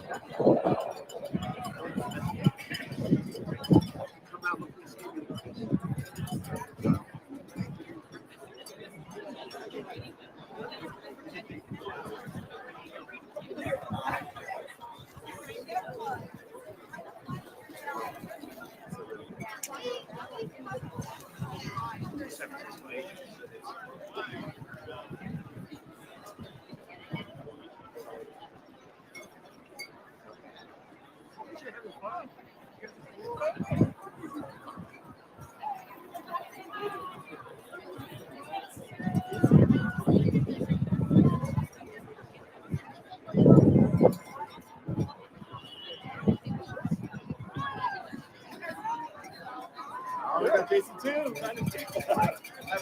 Did I call upon me? We made it better. Let's go. Let's go.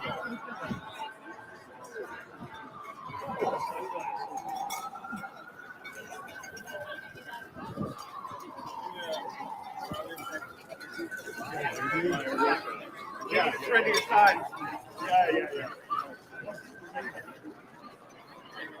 How you doing? Good to see you.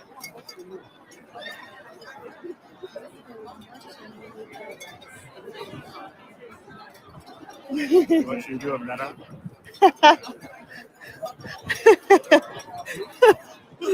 That's funny. In the Matrix.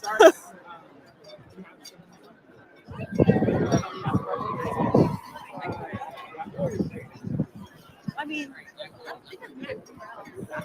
I'm just thinking for about to go see this right now. At some point when they start talking, I might just have to. Okay, so I'm not moving. No, it'll be on, ready to go. You just have to move.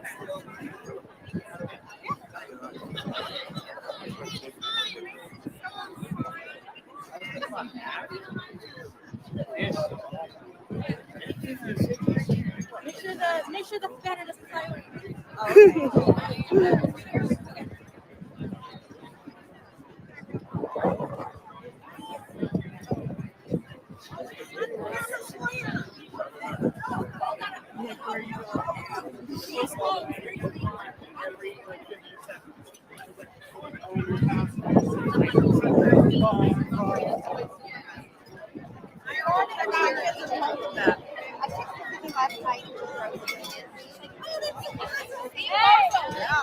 Gotta stand up for your rights.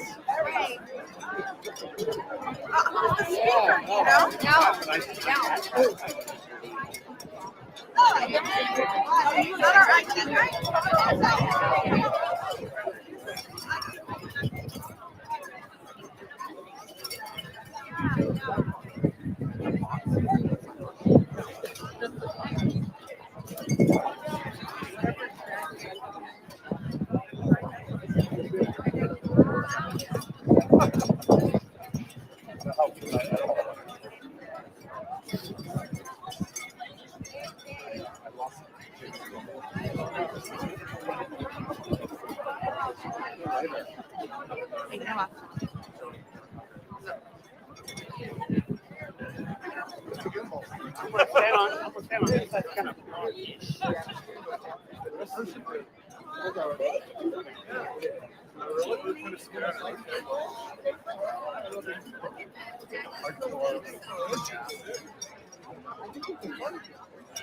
Oh yeah, it's a phone.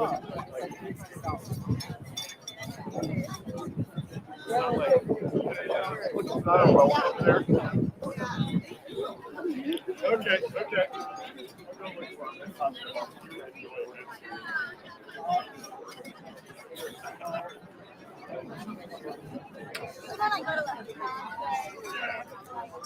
That's like my friend in movies.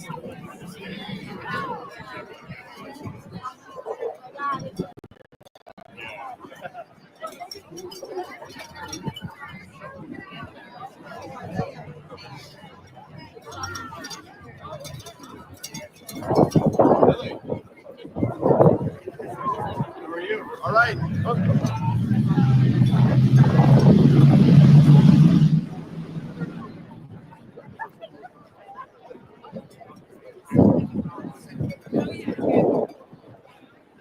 Here, get Melanie to walk up here. See you? I figured you'd be here. She's worried about going to El Salvador. Oh, right. Well, no. I was going to say, she hasn't admitted she's white. I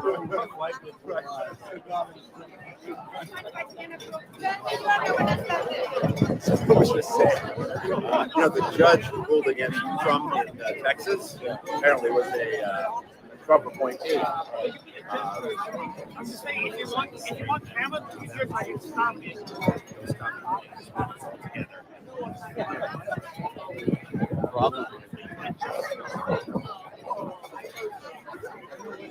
We have blocked here so no one walks in front of you. I saw the message that came 300 people. That was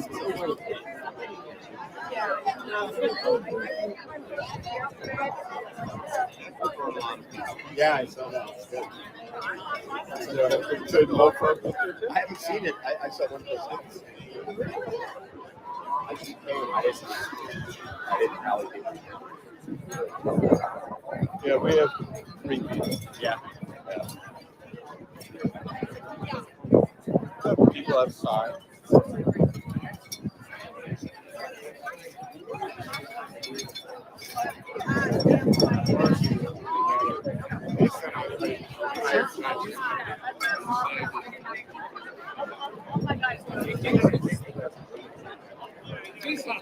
Yeah,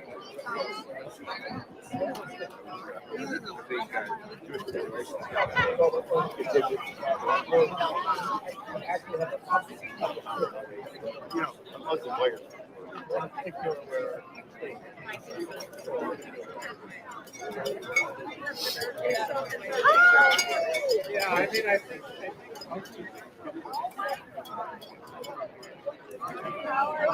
Oh my God!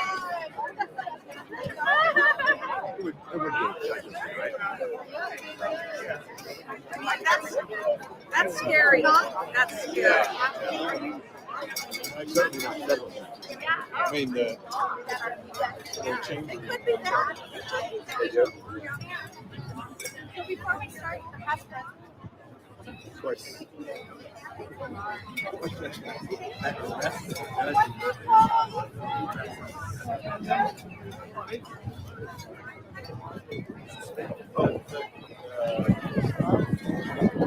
Oh, these constitutes.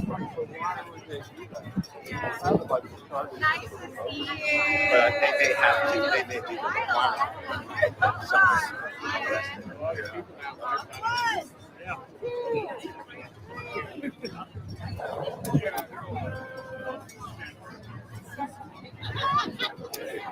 That may just be up.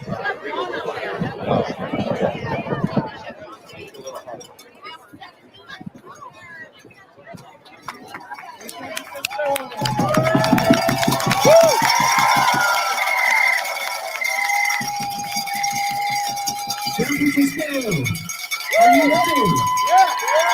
To stand up for the rule of law. Wow, this is quite a crowd. I want you to know that we are not alone here in San Francisco. We are joined, standing shoulder to shoulder, coast to coast, 50 other cities across the United States.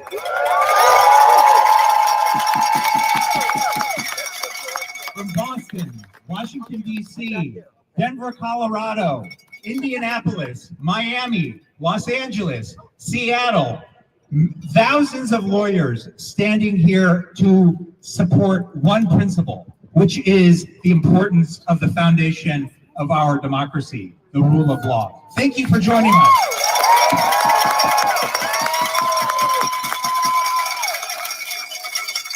My name is Charles Jung. I'm the president of the Bar Association of San Francisco, and welcome. And I love to hear those cowbells in the back, because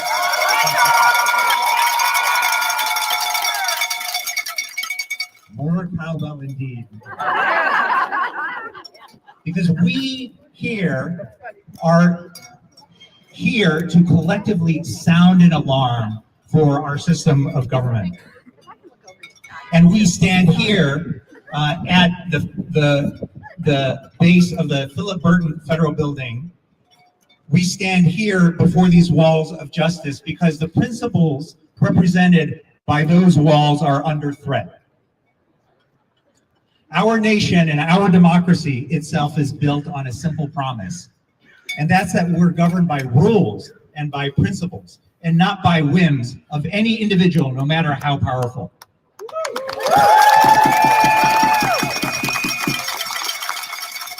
That is what makes us different. That is what makes us a nation of laws and not individuals. And all of us here, and lawyers and supporters, the lawyers here swore an oath to support the Constitution, and that means defending that principle of the rule of law. And that defending that principle requires two things. First is the independence of our courts. That means judges that we can have confidence in that will rule based on law and facts alone, and not based on fear and not based on threats.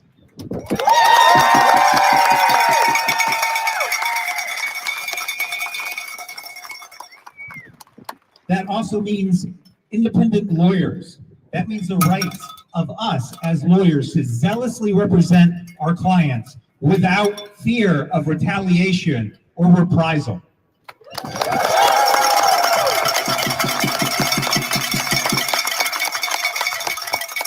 But today, all of us here, we know that we're seeing threats to those two pillars.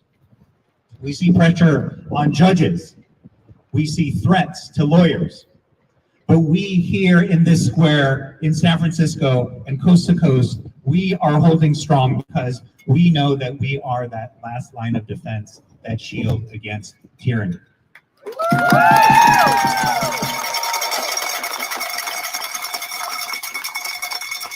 And as that shield, I say to you, we cannot compromise our principles. That's why we say here today, with one voice to those who would interfere, hands off our courts. Hands off our courts. Hands off our courts. Hands off our courts. Hands off our courts.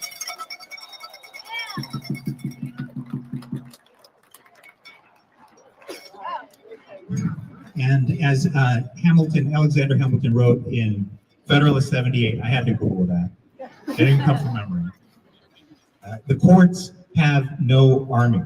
They rely on their own legitimacy, and they rely on us as members of the bar to be their defenders. And we, as lawyers and the courts, we're that intermediary, and sometimes we have to serve as that shield between an unjust government power and the rights of the people. And today, that shield is more important, more critical than ever.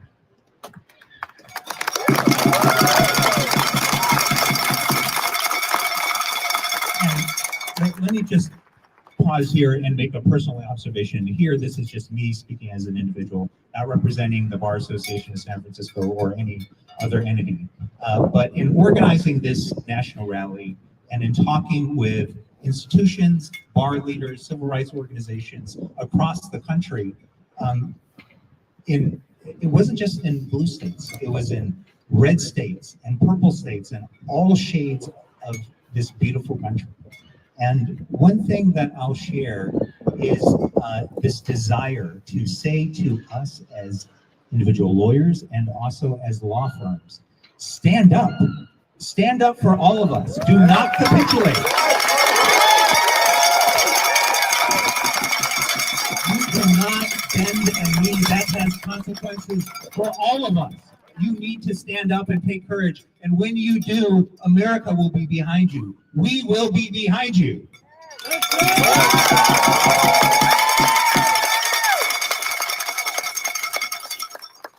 Because I want to be clear as to what the stakes are.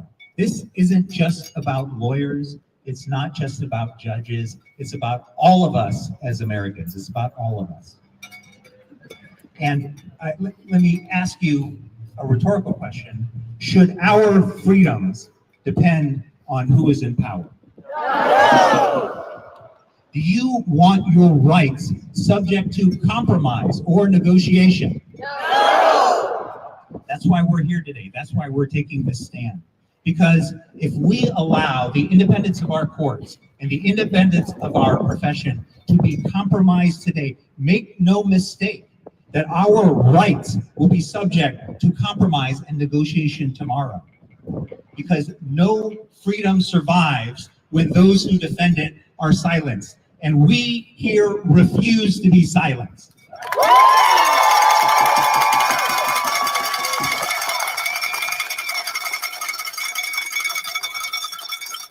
We must remember that if justice bends, our freedoms end. And if lawyers fear, our rights disappear. If justice bends, our freedoms end. And if lawyers fear, our rights disappear. So today we stand up, we stand strong, and we stand together. And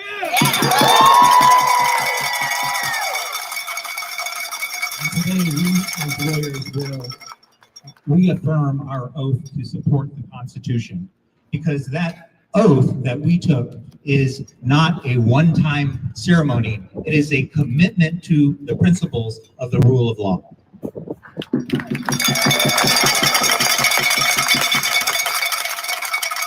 So let our presence here be unmistakable.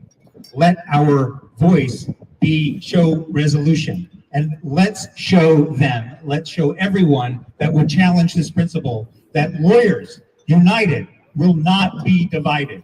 Lawyers united will not be divided. Lawyers united will not be divided. Lawyers united will not be divided. Lawyers united will not be divided.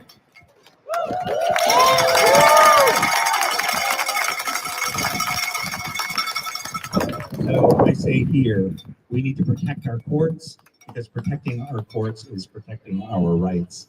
Protect the courts. Protect our rights. Protect the courts. Protect our rights. Protect the courts. Protect our rights. Thank you, San Francisco.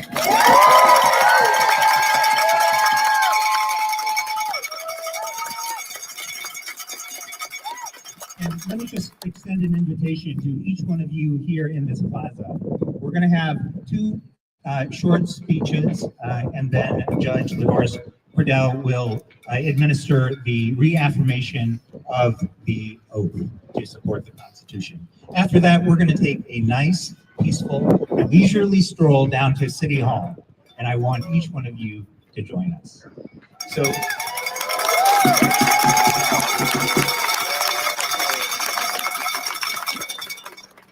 And it's my great pleasure to introduce our City Attorney, David Chiu.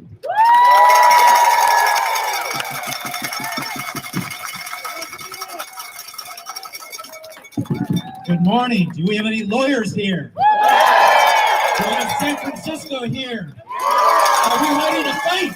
Are we ready to fight for our democracy? Are we ready to fight for the rule of law? Are we ready to fight for the Constitution? Are we going to take back our country? Are we going to take back our democracy? Are we going to take back America? Thank you for being here. I wish you could see what I see, which is you represent the beautiful diaspora that is not just the Bay Area legal community, but America. And I want to thank the Bar Association of San Francisco for coming. I want to thank each and every one of you for being here. I wish we were here under different circumstances. Until this year's Law Day event, many of us never thought about the need to commemorate the rule of law because we took it for granted. But today, my friends, we can't. We've just experienced the most disturbing first 100 days of a presidency in our country's history. So many rights being trampled, citizens being deported, a culture war against our trans kids, diversity, equity, inclusion turning into the three most controversial words in the English language, abortion rights further eviscerated, our planet being destroyed, issues so fundamental, we need to fight for them.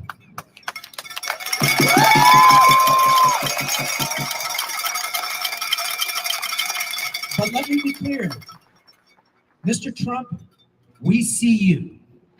We know that you are targeting our communities and targeting these issues to distract us from other things.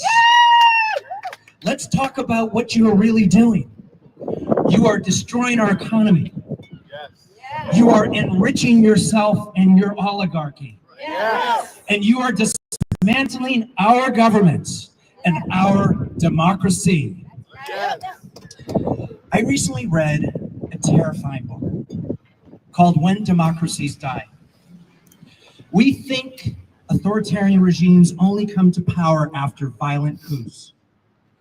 But political scientists have documented how many modern democracies have died without a single shot being fired. Because when an autocrat takes power, through one illegal act at a time, through the subtle erosion, the quiet dismantling of democratic institutions, democracies die. When people don't realize what's happening, when they're watching Netflix, hanging out with their friends, don't want to see the newspaper, believing they still live in a democracy, that's 1930s Europe. That is 1970s Latin America. My friends, I think a lot about a poem from World War II Germany. First, they came for the socialists, and I didn't speak up because I wasn't a socialist. And then they came for the trade unionists, and I didn't speak up because I wasn't a trade unionist. And then they came for the Jews, and I didn't speak up because I wasn't a Jew. And then they came for me, and there's no one left to speak for me. Let me tell you how that poem would read today. First, they came for the immigrant and birthright citizens. And then they came for the LGBT families and trans kids. And then they came for federal workers and scientists and universities and our media organizations. And then they came for lawyers and law firms. And then they came for Abrego Garcia and Judge Hannah Dugan, all in the first 100 days. As far as I know, we still live in a democracy, but how many of you are worried?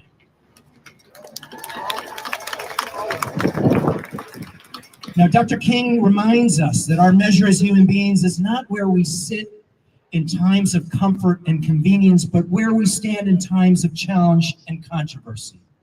I was thinking about what I wanted to ask you to do today. And an hour ago, I was on a call with 3 attorney generals from around the country. And we talked about 3 things: the need to build crowds, the needs of the courts, and the need for courage. Crowds. We need to organize. At a time when people feel fearful and helpless, we have to come together. Like today, like this rally, like 50 rallies around the country. We need to show no one is alone, because we are warriors, strength in numbers. We need to overcome collective action barriers, because let me tell you, it is hard for anyone alone to stand up to a bully. But we know a little thing about bullies. If you give in to a bully today, he will hit you again tomorrow. But bullies stop when we all stand up together. Am I right?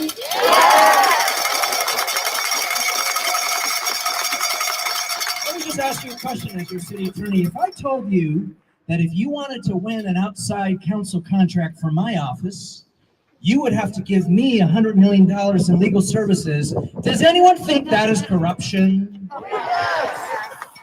Let me ask every law firm that is represented here today, if we all lock arms, we can stand together for the rule of law.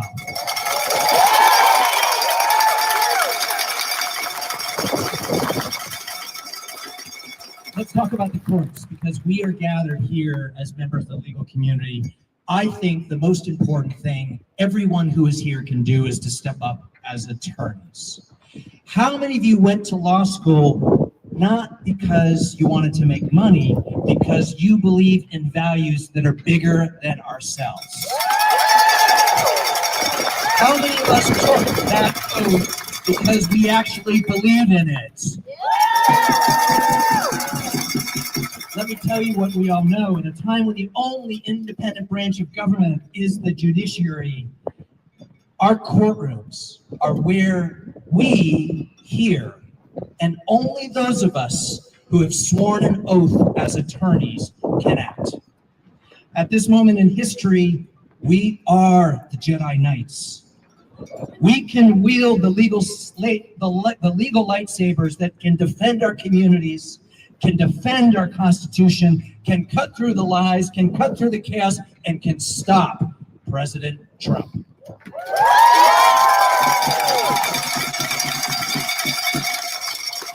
As your city attorney, I am so proud of the incredible professionals in my office. They are working around the clock on lawsuits to protect birthright citizens, our sanctuary cities, our federal funding, our right to health care, to teach at-risk kids in our classrooms. And you know what? We have won in the first rounds of all the cases that we have filed.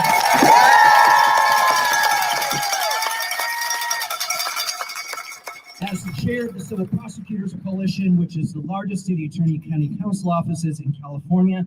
We are all engaged together in that fight, but we need you. There is so much more work that needs to happen, and this gets to my last point around courage. Harvey Milk once said, I am here to recruit you.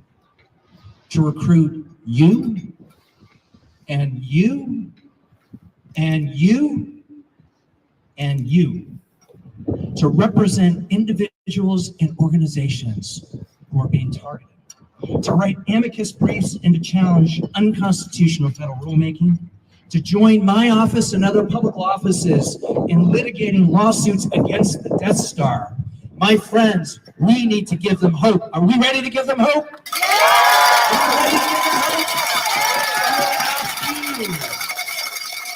Are we ready to fight for the rule of law? Are we ready to fight for our democracy? Are we ready to do our job as lawyers? May the best be with you all and Godspeed. Thank you very much.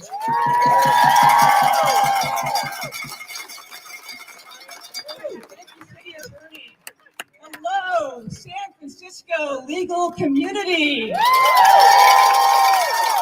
am Kelly Germany from the awesome law firm Leaf, Cabraser, Hyman, and Bernstein. See you over there. Along with these great people behind me, I am a past president of the Bar Association of San Francisco, the most fabulous bar association in the entire world. I am so delighted and so proud to see you all here today. And thanks, Bassett, for the honor of the invitation to speak. I'm going to be real with you. Over the past 3 months, we have witnessed unprecedented attacks on our civic norms and national values. As Charles and our city attorney, David Chu, explained to you, we have seen sweeping policy initiatives that have frightened vulnerable communities, alienated international partners, and thrown our economy into a tailspin, implemented through presidential decrees that evade congressional input and exceed executive authority.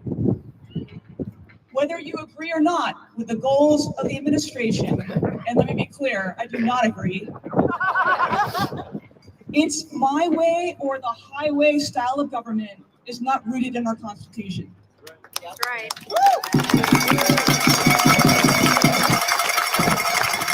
The only brakes on this runaway train have been court cases, chipping away at the most egregious abuses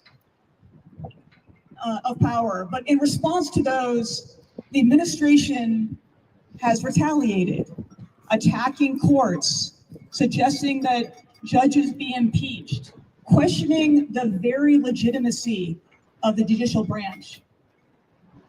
It's been a very scary time as we dance on the edge of a constitutional crisis from which our country may never return. But while many powerful institutions have disappointed us as they bend and bow at this brink, our courts have held strong. Our incredible courts. I want to take this moment to really give an appreciation for the judges across the country who, especially now, have stayed true to their oath of impartiality to interpret the law no matter the power or the pettiness of the parties before them. Thank you, judges. And as Charles said, hands off our courts.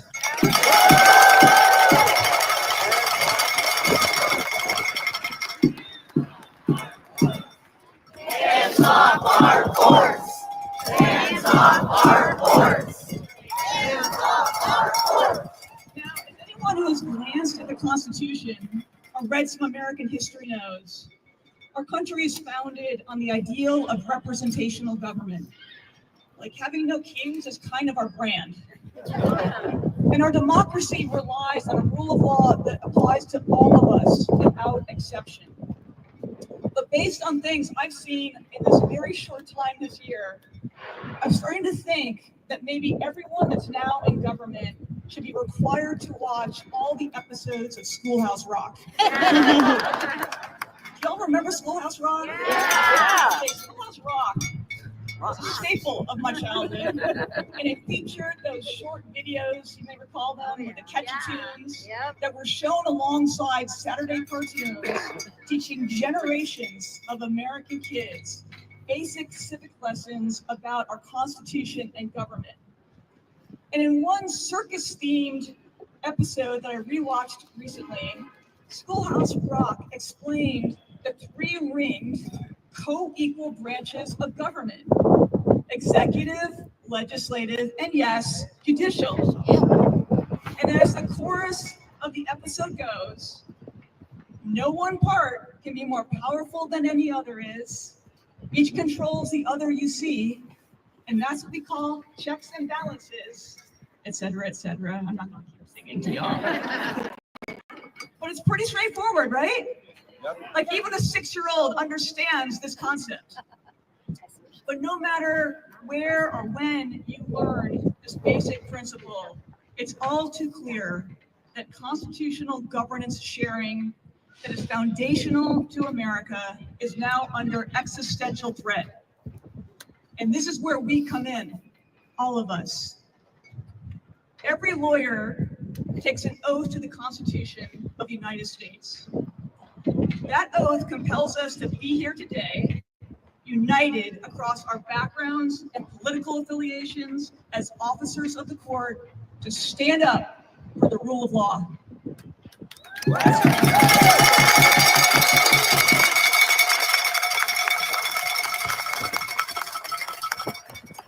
We have seen in just barely 100 days that our institutions can be fragile if we are not vigilant.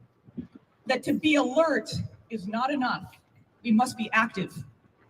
And activity without courage is just cooperation by another name. We are at our best when we come together in common purpose, empowering legions of others to do the same for the betterment of our society.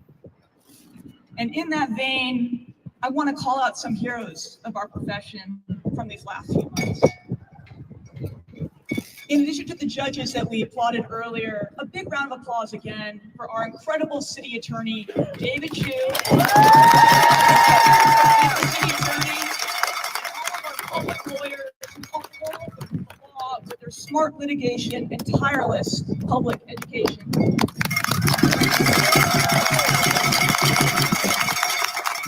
Law firms who have resisted executive orders targeting the ethical practice of law and demanding that you disavow principles of inclusive meritocracy, multiculturalism, and equity that are essential not only to the administration of justice, but to our core values as Americans.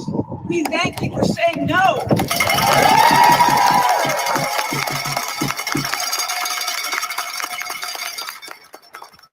In particular, a huge shout out to our colleagues at Perkins Coie. That's right, Sussman Godfrey, Van Burley, Benner and Block, and WilmerHale. We commend you for fighting back. You have modeled courage, and we have been so proud to support you.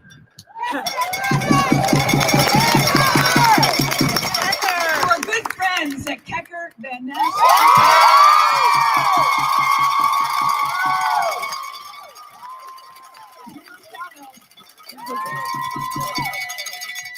Thank you for being among the first firms in the country to issue an unambiguous public statement of support for the firms targeted by the executive orders. We see you, Kecker.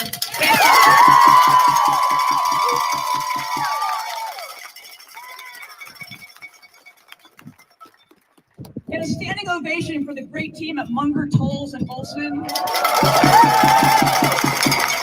organizing the nearly 900 law firms who signed on one or both of the amicus briefs in the Perkins and Sussman cases.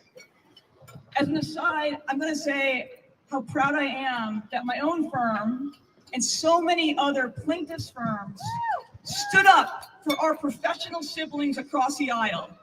Justice has only one side, my friends.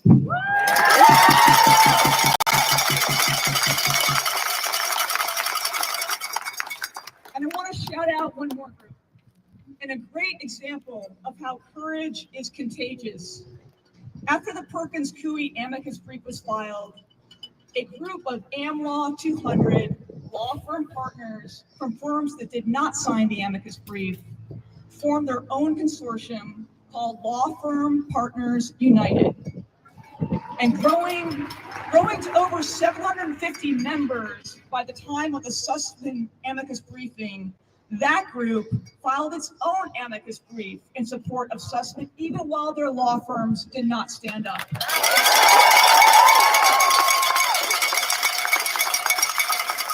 That is the type of principled character and courage that we desperately need, so thank you. And finally, I know I'm preaching to the choir here, but friends, we cannot let up. There are so many challenges right now. You've heard so many described from this stage. Please pick at least one fight to get involved in. We need to organize. We need to educate, rally, write, litigate, volunteer, and yes, fundraise for the work ensuring that our precious system of justice remains vital. So thank you for the volunteering. Thank you for showing up. And thank you most of all to Bassif, Yolanda Jackson, Charles Young in particular, for your leadership on this day and every day, in convening us and enabling us to cast our lot on the right side of history. Legal community, let's go.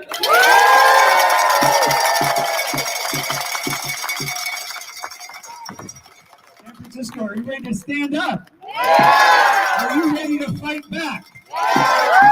Stand up! Yeah! Fight back! Yeah! Stand up! Yeah!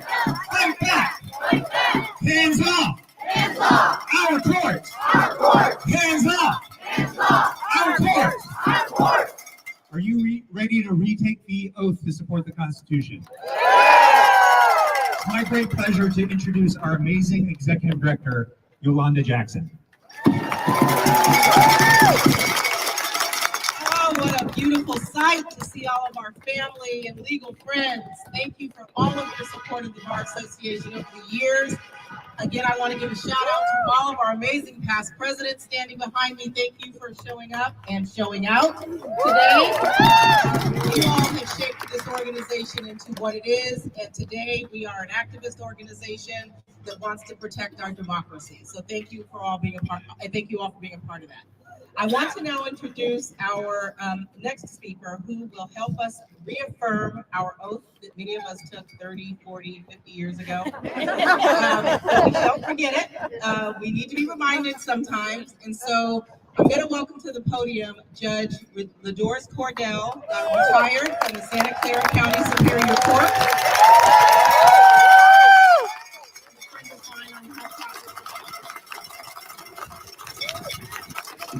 Thank you so much. Happy Law Day.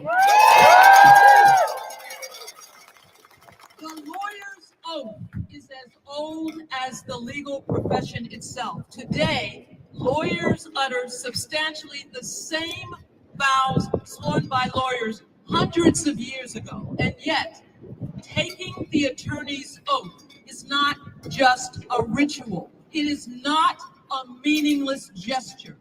The oath is a reminder of a lawyer's core ethical duties, and it is a promise to abide by those duties. The solemnity of reciting the oath before a judge, before one's peers, before one's community, and here before the world underscores the importance of your commitment to support the Constitution, your commitment to the rule of law, and your commitment to the integrity of an independent judiciary that today is facing increasing political and personal attacks.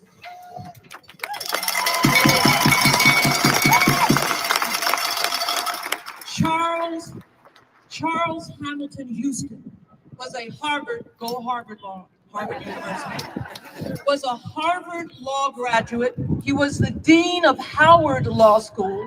He was the first Black member of the Harvard Law Review, and he was a brilliant legal strategist who devised the court challenges that led to the Supreme Court's decision in Brown versus Board of Education.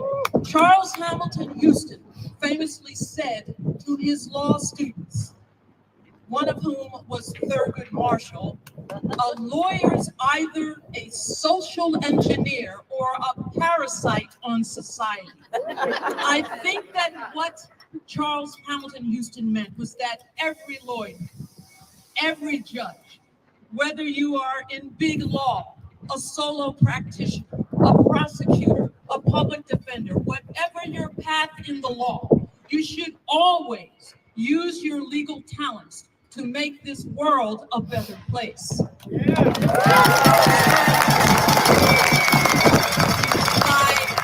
By reaffirming your oath, you are recommitting to doing just that.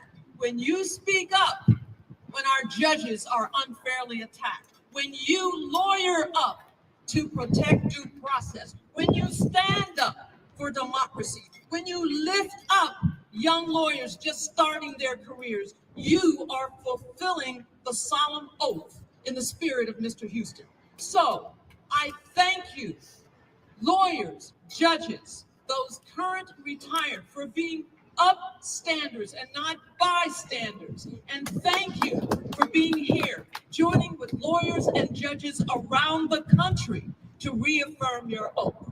So let's do it. Every lawyer, even if you're retired, every lawyer and every judge, current and past, will you raise your right hands?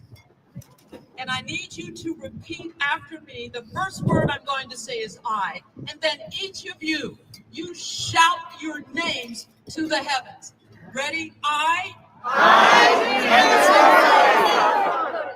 And repeat after me and say it and shout it like you mean it, please. Solemnly swear or affirm. Solemnly swear or affirm. That I will support the Constitution of the United States. That I will support the Constitution of the United States. And the Constitution of the State of California. And the Constitution of the State of California. And that I will faithfully discharge the duties. And that I will faithfully discharge the duties of an attorney and counselor at law. Of an attorney and counselor at law. To the best of my knowledge and ability. To the best of my knowledge and ability. As an officer of the court. As an officer of the court. I will strive to conduct myself at all times. I will strive to conduct myself at all times. With dignity. With dignity. Courtesy. Courtesy. And integrity. And integrity. Now turn to one another and high five the hell out of them.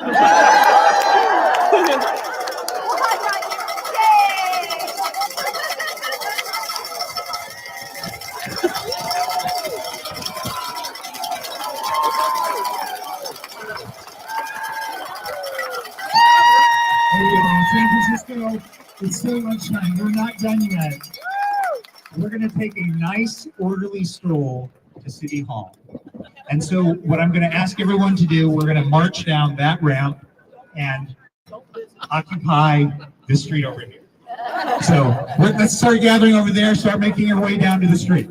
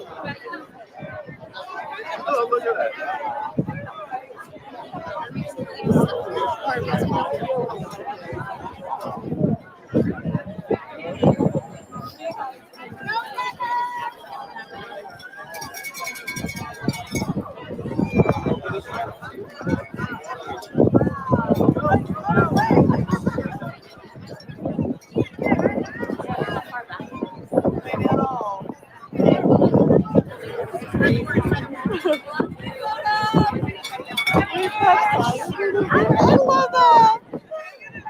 Oh, it's a long.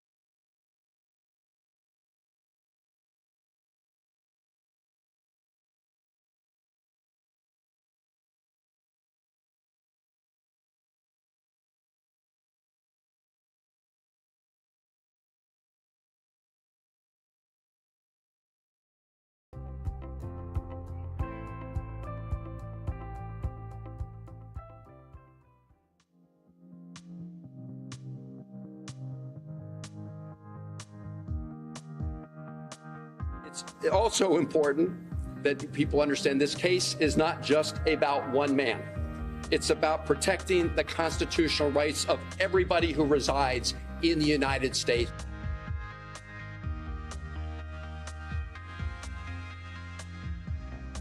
At least this court has seen the blatant unconstitutional action of this president, and now we're back to the status quo. We're back to the rule that has been the law of this land now for generations, that you are an American if you were born in the United States.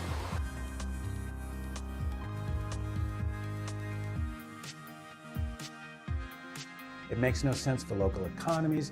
It makes no sense for the people that care for these places. It makes no sense for the well-being of our most treasured places in this country.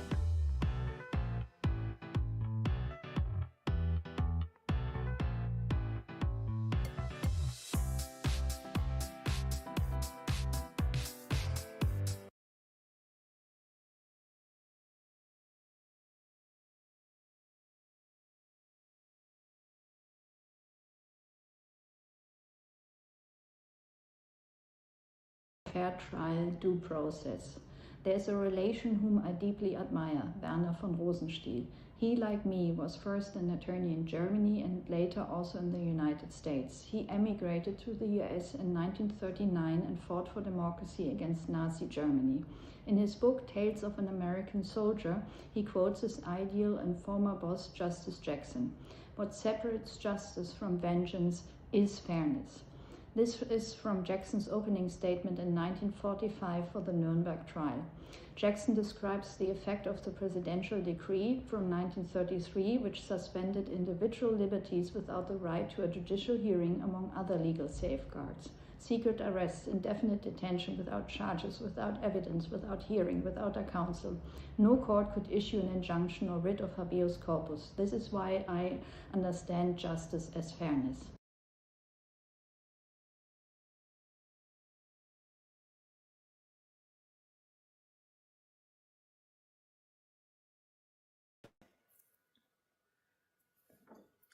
I stand for the rule of law because as long as I can remember, when we studied the Constitution in high school, I learned what the phrase meant and what it stood for. I always believed it was the law of the land and no one was above the law. Even the president of our great country is not exempt. The rule of law is essential to ensure our citizens' rights and freedom are not breached. It is also a necessary document to enable a reliable and equitable way for the United States of America to operate. Even as a child growing up, my parents instilled in their children that all men are created equally under the law, no matter who they are and their titles. I stand for the rule of law because, well, I think the devil's speech from A Man for All Seasons says it better than I can. So my husband and I are going to do it for you. So now you give the devil the benefit of law. Yes, what would you do? Cut a great road through the law to get after the devil? Yes, I'd cut down every law in England to do that. Oh, and when the last law was down and the devil turned round on you, where would you hide, Roper, the laws all being flat? This country is planted thick with laws from coast to coast, man's law, not God's. And if you cut them down and you're just the man to do it, do you really think you could stand upright in the winds that would blow then? Yes, I'd give the devil the benefit of the law for my own safety's sake.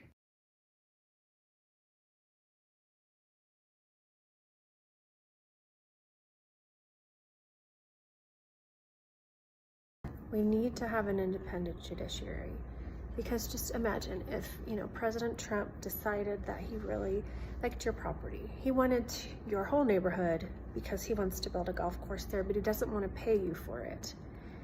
He could come in and seize it, and who are you going to go to say this isn't fair? I invested in this, my whole life savings is in this house. If he wants it, he has to buy it from me, and I have to be willing to sell. If you don't have an independent judiciary that stands for the rule of law and says, yes, that belongs to you, it doesn't belong to him, or his lackey, his child, or his favorite, person, then you've got no recourse. It's Robin Hood, it's the sheriff of Nottingham. It's all that same stuff. We've seen this in so many movies growing up. It's what's happening.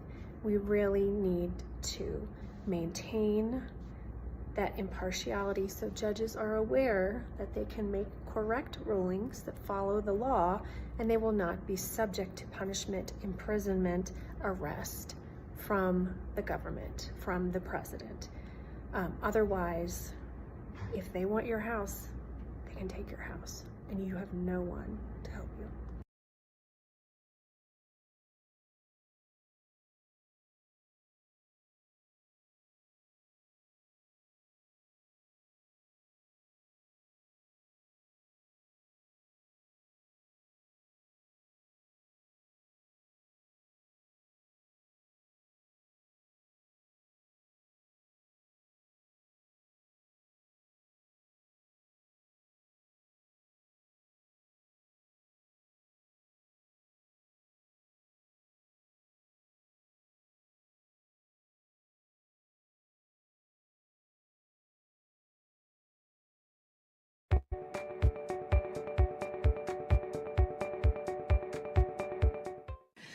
This administration is employing the tactics used by authoritarian regimes to crack down on those who defend the rule of law. Places like lawyers, universities, civil society, and the independent media. So now is the time when all lawyers, law firms, judges, law schools, bar associations, and elected officials of every and no party have to stand up and condemn this attack. Because democracy doesn't only die in darkness, it also dies with silence or acquiescence.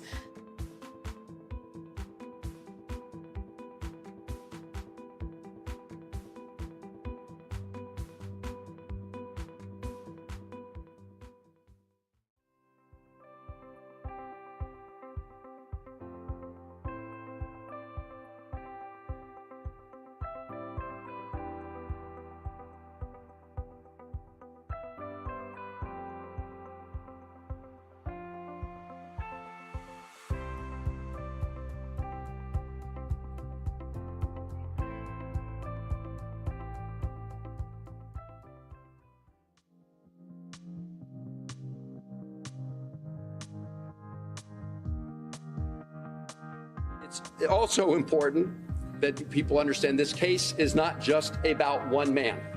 It's about protecting the constitutional rights of everybody who resides in the United States.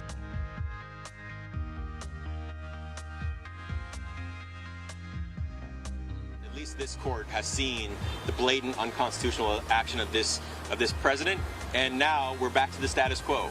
We're back to the rule that has been the law of this land now for generations, that you are an American if you were born in the United States.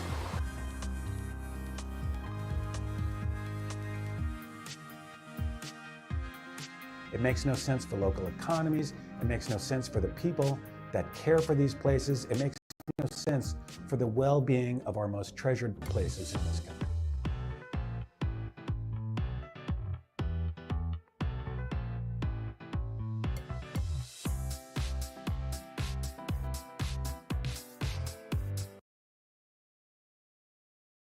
The rule of law, because the rule of law is about fairness. Fairness includes a fair trial due process. There's a relation whom I deeply admire, Werner von Rosenstiel. He, like me, was first an attorney in Germany and later also in the United States. He emigrated to the US in 1939 and fought for democracy against Nazi Germany. In his book, Tales of an American Soldier, he quotes his ideal and former boss, Justice Jackson. What separates justice from vengeance is fairness. This is from Jackson's opening statement in 1945 for the Nuremberg trial.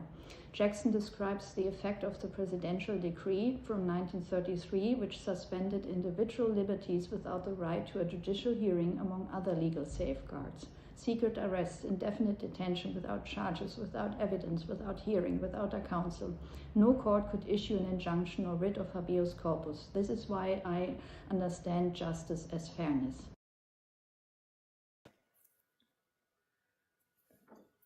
I stand for the rule of law because as long as I can remember, when we studied the Constitution in high school, I learned what the phrase meant and what it stood for. I always believed it was the law of the land and no one was above the law. Even the president of our great country is not exempt.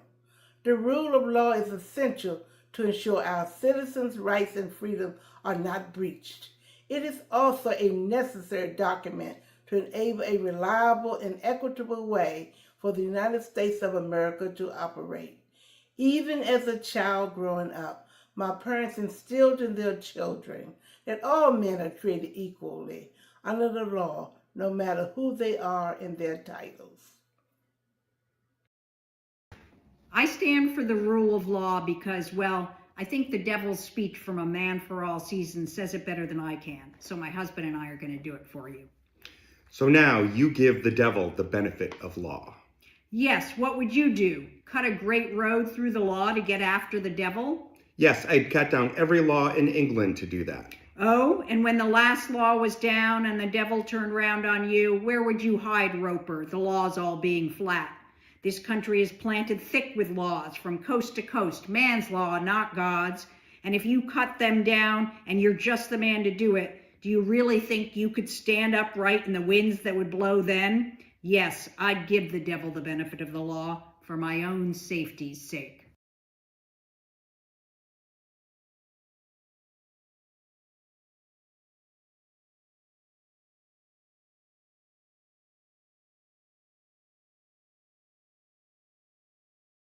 We need to have an independent judiciary. Because just imagine if, President Trump decided that he really liked your property. He wanted your whole neighborhood because he wants to build a golf course there, but he doesn't want to pay you for it. He could come in and seize it, and who are you going to go to say this isn't fair? I invested in this, my whole life savings is in this house. If he wants it, he has to buy it from me, and I have to be willing to sell. If you don't have an independent judiciary that stands for the rule of law and says, yes, that belongs to you, it doesn't belong to him, or his lackey, his child, or his favorite, person, then you've got no recourse. It's Robin Hood, it's the sheriff of Nottingham. It's all that same stuff. We've seen this in so many movies growing up. It's what's happening.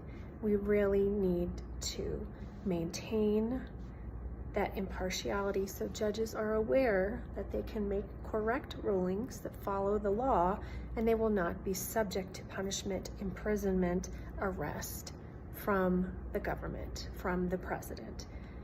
Otherwise, if they want your house, they can take your house and you have no one to help you.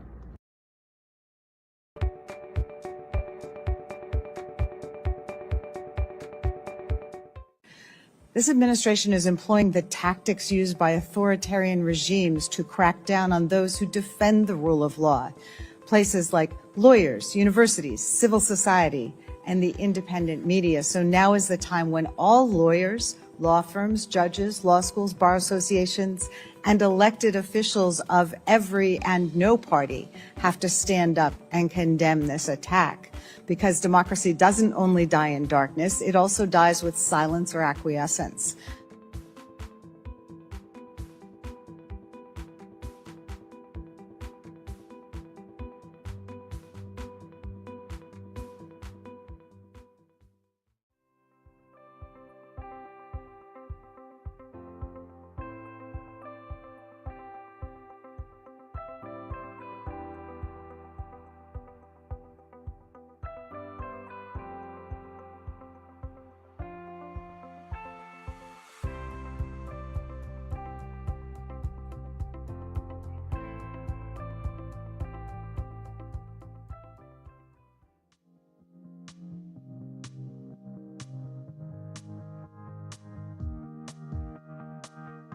It's also important that people understand this case is not just about one man. It's about protecting the constitutional rights of everybody who resides in the United States.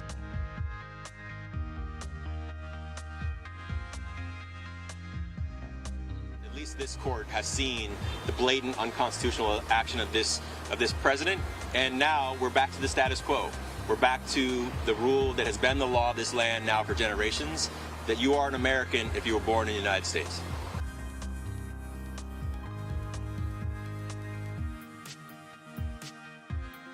It makes no sense for local economies. It makes no sense for the people that care for these places. It makes no sense for the well-being of our most treasured places in this country.